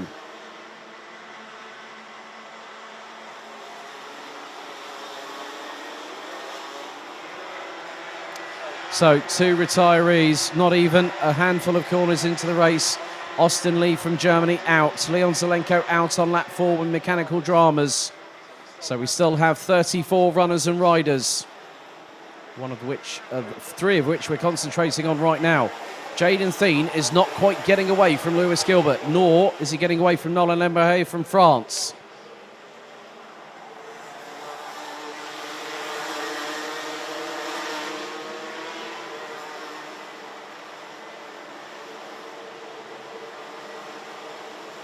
And now Lewis Gilbert looks for the move up the inside. That's through turn 2. That's the sweet spot for the Pride of Scotland. Neatly through on Jaden Thien, and Nolan Lemberhay is also looking for an opportunity. He's going to look for the move up through turn 6. The French driver gets through, but Jaden Thien straight on the undercut, straight up the inside, and gets through on the 3:14. Back into third goes the Dutchman. But look at who's behind. Oh, I sense the Jaws music is imminent because there is Ethan Jeff Hall and Tommy van der Stroys. Anyone got the Chinese fireworks on standby? And I think someone might have a lighter to light that up as well, because second could be the biggest battleground that we're going to have, as Hillertz, with 5 minutes and 50 on the clock to go, has now got a commanding lead. 1.727 seconds over the Pride of Scotland. Lewis Gilbert, Jaden Thien, Nolan Lemberhay, Ethan Jeff Hall, Tommy van der Stroys, Dion van Verven, Paul Verquemen, and we've got Devian Roston, Jamie Perrelly running at the top 10. Vic Stevens now past countryman Taze Downs for 11th position. Fredrik Zebis Christensen now gets ahead of Bram Ossevaarde for 19th. Zombor Kovac now on the verges of hitting the top 25. He's just with Stain Scholten and might have gotten the move done on the 336 from the Netherlands. And now Gilbert has started pulling away from Jaden Thien. That is an ominous sign, because now the Dutchman knows. He looks over his right shoulder, sees Nolan Lemberhay there, and then finds out that he's got him up the inside. And there goes Ethan Jeff Hall as well. Reading the situation perfectly was last year's junior European champion. And now Tommy van der Stroys fancies his chances and also gets through on Jaden Thien.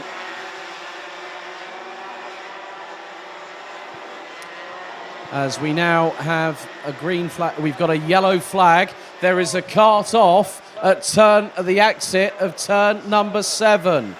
So driver just he's having to get behind the barriers. And that driver is quite clearly, through body language, from what I spy here, not entirely happy. And that could be, oh no, that's Jamie Perrelly. Jamie Perrelly was running strongly in the top 10, and now he's out of the race.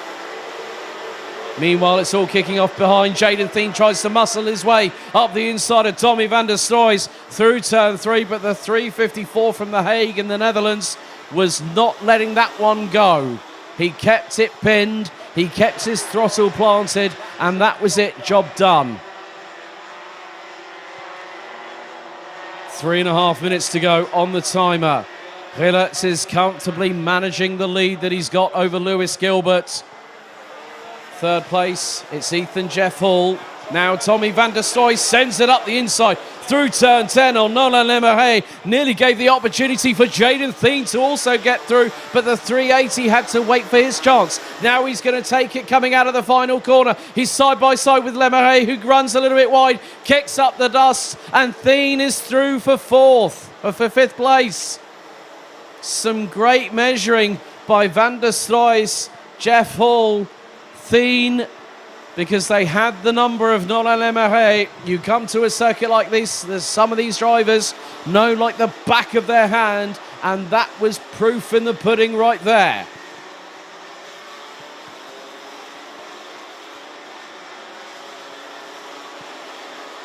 And now there's further changes afoot a little bit further back. The 375 of Luke Neeson getting past. That was Marius Rose. And now Neeson retakes the position as we're getting towards the conclusion of our 14th lap of racing. So Lemeray finds himself down in 6th and is dropping back because it hasn't got the pace to catch up. Maybe the tyres have gone off a little bit because Dion van Werven is not that far behind the French driver.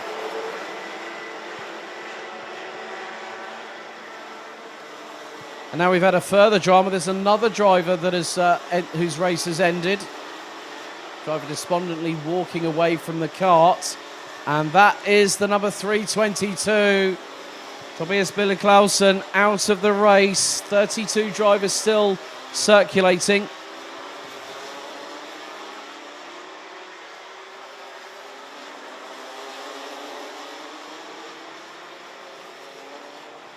But with a minute and a half still to go, one particular driver has kept himself out of harm's way, and he's pulling a further extension on the lead that he currently has. Now extending to 2.1 seconds. That driver is the 374. Kraft Motorsport's Kai Rillertz had all the pressure on his shoulders last year as a debutant, as a senior. Now, after 12 months, there's been a dynamic shift in how he operates. I've seen a calmer, more relaxed Kai Rillertz behind the scenes, and that reflects in his driving. 45 seconds remain on the clock as 32 out of the 36 starters are still running at this moment, the last of which being Scott Westhoven's. Frederik Zebis Christensen up to 16th. Jori Schoens past Bram Ossevaarde, with the latter in the 376 rounding out the top 20. Rillertz has extended his lead to just a shade under 2.3 seconds. And now we go on to lap 17 out of 18. The timer will expire as Kai Rillertz will be making his way down towards turn 7. And a 5-second penalty going towards Mario Sidler in 14th. Timer has expired. Rillertz now makes his way through turn number 8. Stein Scholten unfortunately dropping out of the top 30.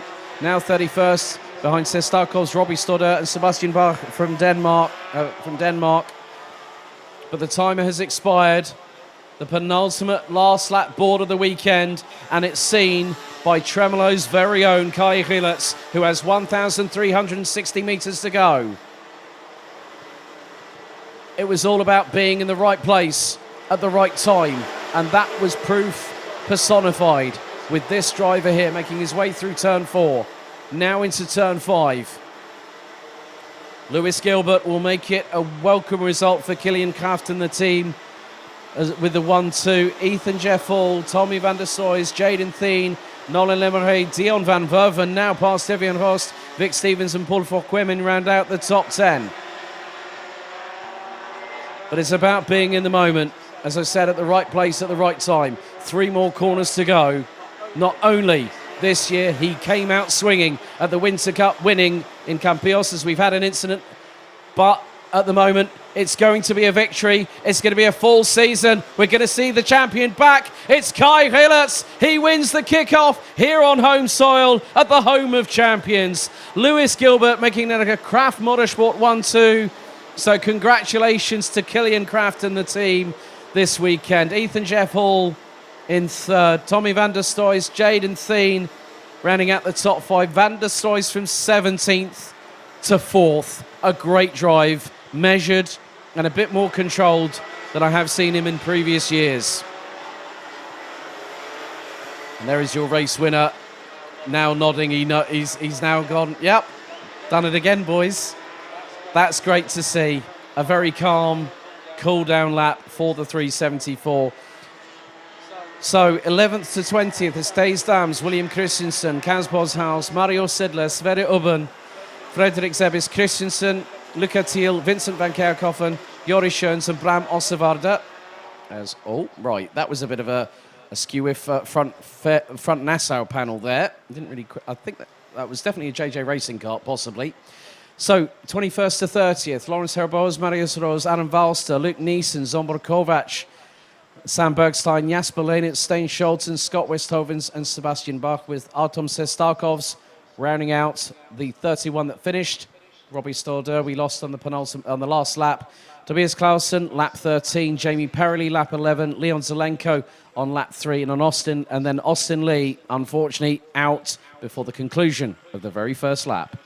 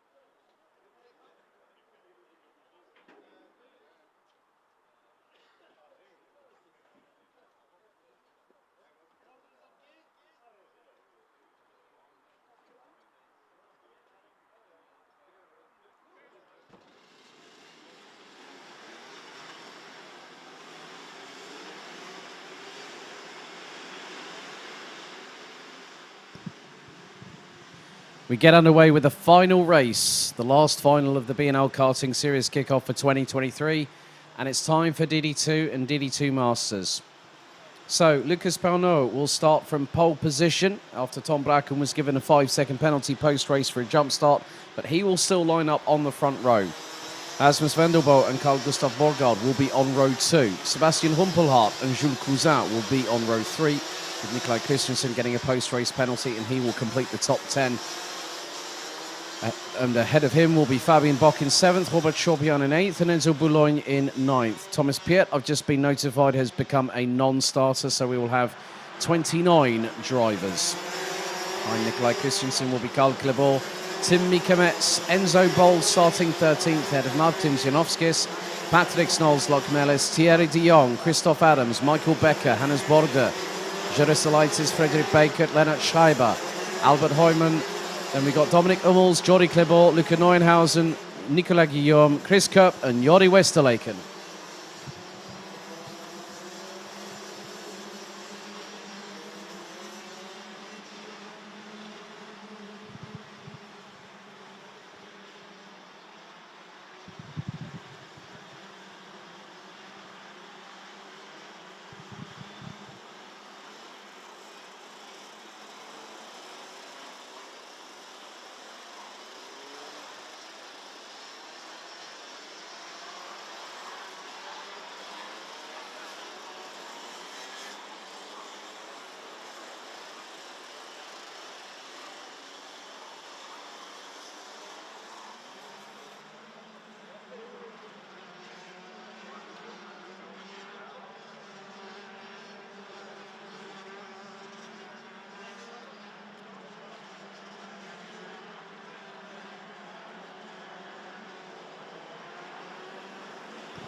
The field now making their way through into turn 10 as we gear up and get ready to go racing for one final time this weekend.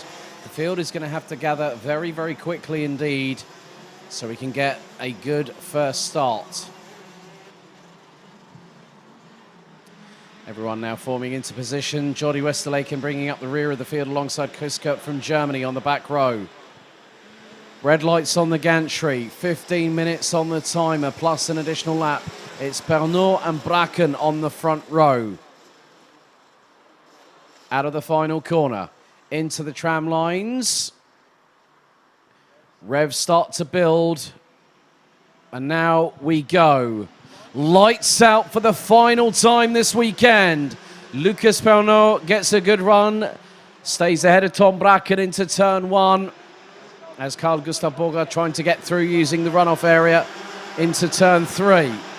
Unfortunately, the Dane unable to make it through, but Rasmus Vendelbo holding on to 3rd position for the moment.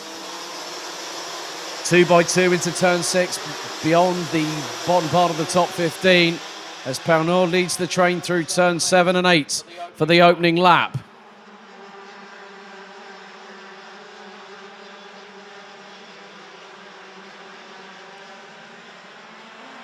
Bracken looking to try and make a move early. Rasmus Vendelbo also looking to do the same. As Bracken now looks for the inside line, going through into turn 12. Has he got lead? Yes, he has. And the 2 Danes try to get through, and they do. And Vendelbo now goes for the lead alongside Bracken onto lap 2, and he gets through. So does Carl Gustav Borgard in the process. And now Sebastian Humpelhardt is not just in DD2 Masters. He is also battling in 5th position ahead of Francis Jules Cousin in the 451. And now he's going to get past Lucas Pernot. And so is Jules Cousin. So Pernod's opportunity of a race victory, maybe even a podium, might be slipping away early. But there's still 13.5 minutes of this race left to go.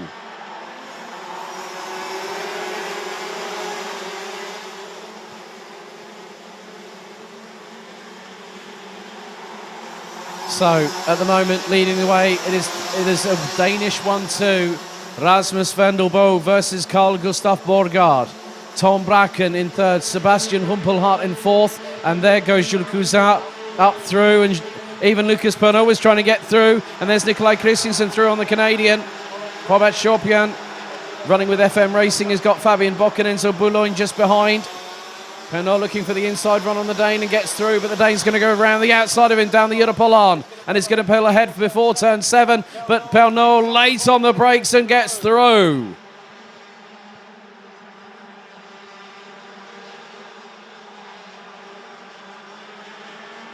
The top 3 have already started pulling away from the rest of the field. There are some side-by-side battles, including Michael Becker, who I've just spotted going up the inside through a couple of drivers. And that was the likes of the 406 of Jody Clebot and the 444 of Nicolas Guillaume. But Rasmus van der Boot continues to lead the race. Enzo Boulogne now coming under fire from Robert Chopin from Germany. Looks like Martin Zianovskis is not too far behind either. But there has been a change for the lead through turn 7. Carl Gustav Borgard got through, and I think Patrick Snolls-Lockmellis has already made up a place as well.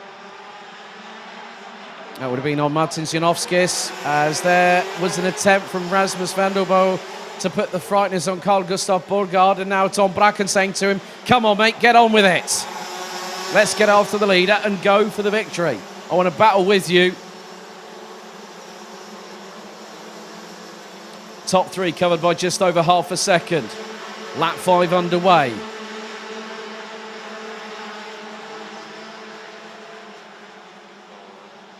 As all, there has been a drama, and Christoph Adams was caught up in an incident through turn 2. The 555 now back underway. And he was quite a way up the order. It was a fair way up the order as well. He was as high as 17th behind Hannes Bodder, so I'm not too sure who was quite close to him. There were quite a few drivers. You had Thierry de Jong, Nicolas Guillaume, and Hannes Bodder, so 4 into 1 through turn 2 at the same part of real estate does not go. Top 3 have really picked up the pace. They have pulled away to a gap of 1.788 seconds. Tom Bracken now has the fastest lap in his pocket, but now it's the race leader, Carl Gustav Borgard, puts in a 53.869. Vendelbo 53.965. And at the moment, Nikolai Christensen has Lucas Pernod between him and the current DD2 Masters leader, Sebastian Humpelhardt from Germany.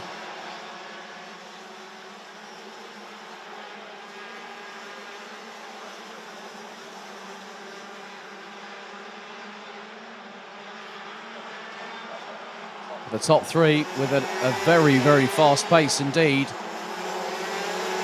are trying to just battle between themselves. Jules Cousin is also starting to up the pace as well. The Frenchman trying to get quicker and quicker every single lap.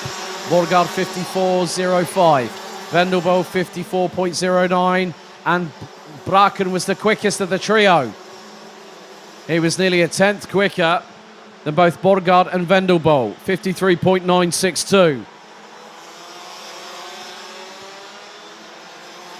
5 minutes and 50 seconds completed of the race. Just over 9 minutes to go, plus an additional lap, and Tom Bracken got through at one of the sweet overtaking spots he seems to favour around the circuit here at Karting Genk. That was through T7.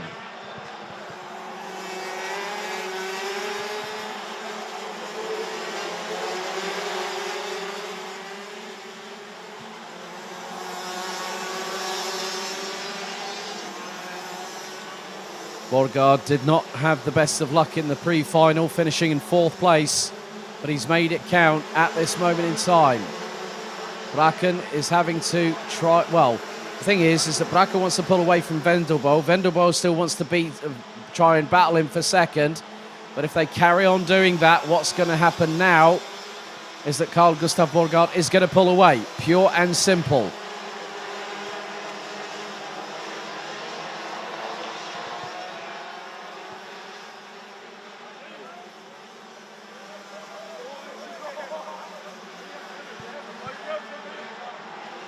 So Lucas Bernot has now managed to get past Sebastian Humpelhardt for 5th overall. And in so doing so, Sebastian Humpelhardt is coming under fire from Nikolai Christensen. And Christensen has got through.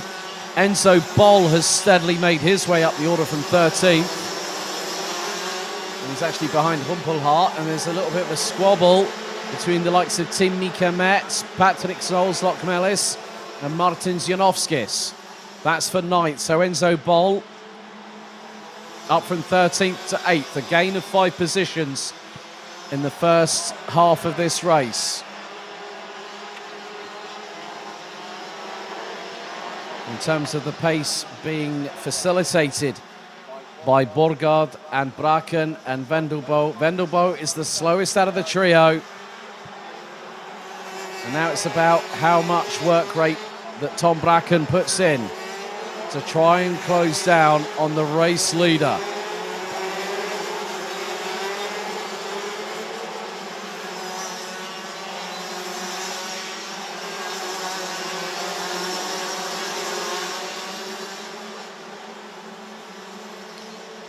Lucas Bernot, in the meantime, is battling away with the DD2 Masters class leader.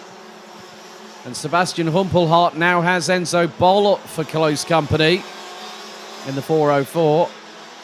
So this could be very, very decisive on how quickly the 404 from the Netherlands, one of the youngest drivers in this class, alongside with him Tom Braken.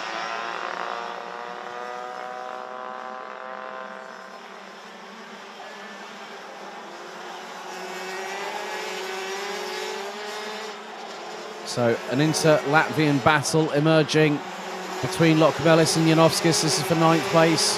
They've got Tim Mikametz not too far behind them as the race leader crosses the line. Braken has not made significant inroads. What's more, the gap has slightly increased. And I am hearing ever so briefly that there is a driver with possibly a noisy exhaust at that point. Well, Jordi Clervaux has just pulled the cart into pit lane, so whether that might have been him, I'm not 100% sure.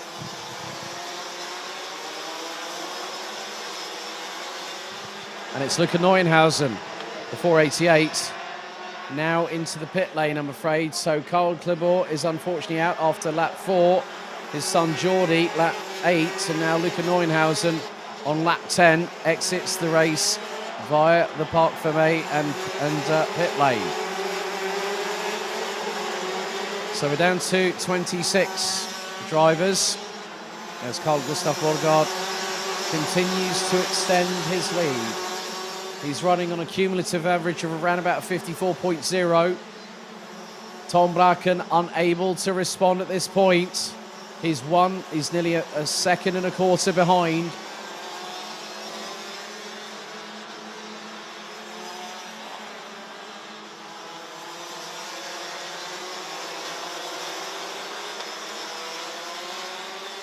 So with 4.5 minutes to go, Carl Gustav Borgard, running with RS Competition, run by Robert Schlunzen, is comfortably leading the way. Exactly the way that we saw things transpire for the Dane in the 437 over the course of 3 race victories yesterday. Tom Braken has given it his all this weekend to try and close the gap. It's not always just about the pace that you have, it's also about the experience and the consistency. And by having all of that in one package, it really does come to fruition. And that is being showcased now by Carl Gustav Borgard from Denmark. And at the moment, the top 3 in the DD2 Masters classification, Nikolai Christensen, 5th overall, ahead of Lucas Bernot from Canada. Sebastian Humpelhardt now behind Enzo Boll, currently the 507 from Germany, running in P8. And then a bit of a gap between them and 3rd place. Always seems to happen at the right time for Michael Becker, doesn't it? The 526 now, currently sitting in 16th position. And he's got a bit of a gap between himself and Thierry de Jong, which is about 2.2 seconds. So de Jong not too far away from a podium. But he's got to try and make it work in the next 3 minutes plus an additional lap.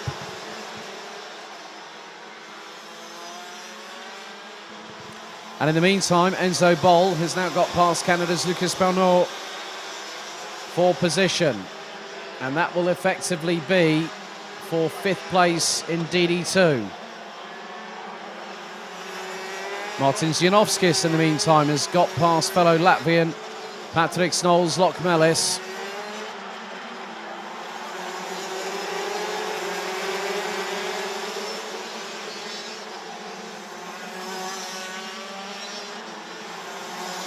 But Carl Gustav Borgaard still doing what he needs to do at this moment, which is to carry on pushing. Just expend every amount of energy as Martin Zianovskis sends it up the inside of Sebastian Humpelhardt.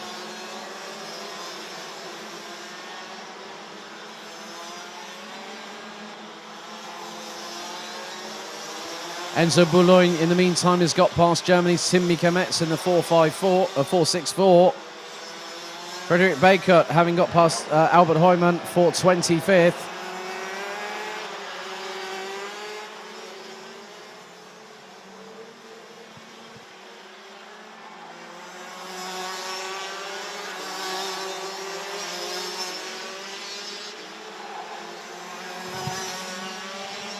Still more battling happening up and down the order. Well, Enzo Bol is trying to get a wriggle on. Lucas Bernot is being swallowed up, and he's got one to one side, one to the other. It was the two Latvians. Zianovskis to the outside, Lokmelis to the inside, and then along came through Sebastian Humpelhardt, and also around the outside of the Canadian through turns 3 and 4 was Francis Enzo Boulogne. That just shows how quickly the start-finish straight here at Karting Genk can be a game changer.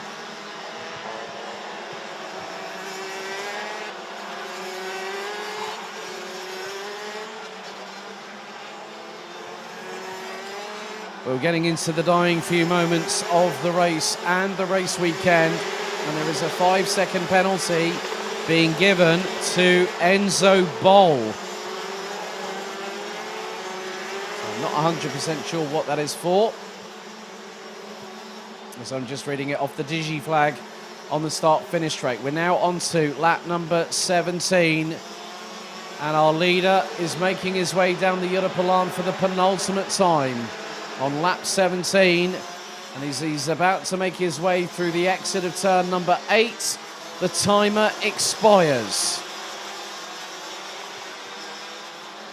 A total of 15 corners, including the 3 on this lap and the 12 on the next one. We'll see Carl Gustav Borgaard from Denmark. An RS competition lead the field onto the final lap of the weekend. A 5-second time penalty going to Chris Kopp from Germany, down in 23rd.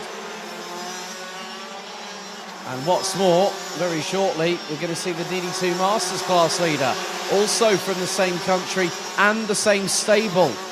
So Denmark looking to do the double here in DD2 and DD2 Masters.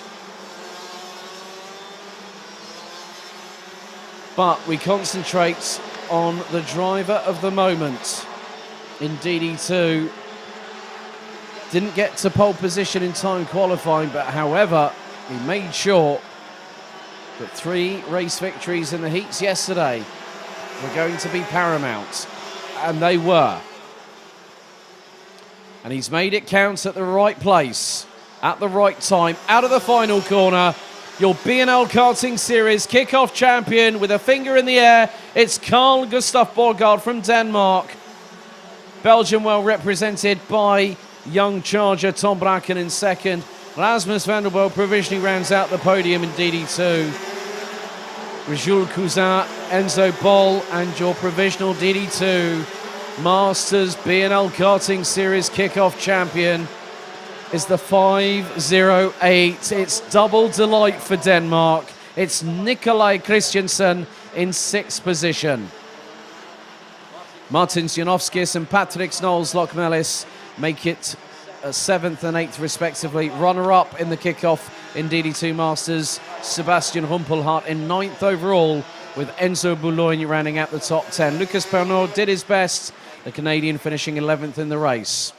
Tim Mika Metz, Nicolas Guillaume, Fabian Bock, Robert Chorpian, and provisionally the final step of the rostrum for DD2 Masters will go to Germany's Michael Becker in 16th.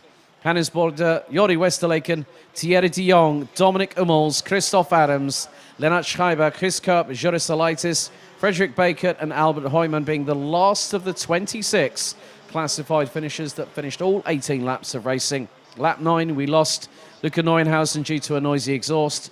Jori Klebort on lap 9, Karl Klebort on lap 4, and Thomas Piet being a non-starter.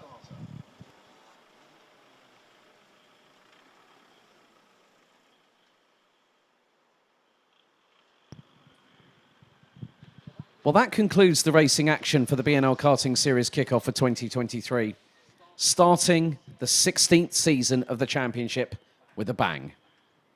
Plenty of racing action over the past couple of days, including time qualifying. But now it's time to celebrate our champions this afternoon, where the podium celebrations will take place. So the final, for those wondering at home, it is a one-off event. The final is the eventual result. Our official podium celebration starts from around about 4:15 this afternoon. But for those watching at home, a big thank you to you all for joining us here on the official BNL Karting Series YouTube channel. We have a few thank yous. A big thank you to Team MKG, our medical crew that have been on site, race control, stewarding, timekeeping, organisation, scrutineering, Park for May, Tyre Bay, and everyone behind the scenes here at Karting Genk. Also have to thank Patrick and the team here at the Brasserie. And we had to say a big thank you to everyone that's been watching at home, every team manager, every mechanic, every driver, every family member that has ventured here to the home of champions. But in 34 days' time, the 16th season of the BNL Karting Series gets underway back here on the 7th of April 2023. And then kickstarts the official road to Bahrain for the grand finals, which will conclude the Rotax Global Karting season at the Bahrain International Karting Circuit between the 2nd and the 9th of December. We also have to say a big thank you to Camp Company GmbH and MW Race Consulting for provision of the live stream and the live timing. So, thank you very much for watching. See you all very soon. This is Alex Goldschmidt, the official BNL Karting Series commentator, signing off, and we'll see you in 4 weeks' time.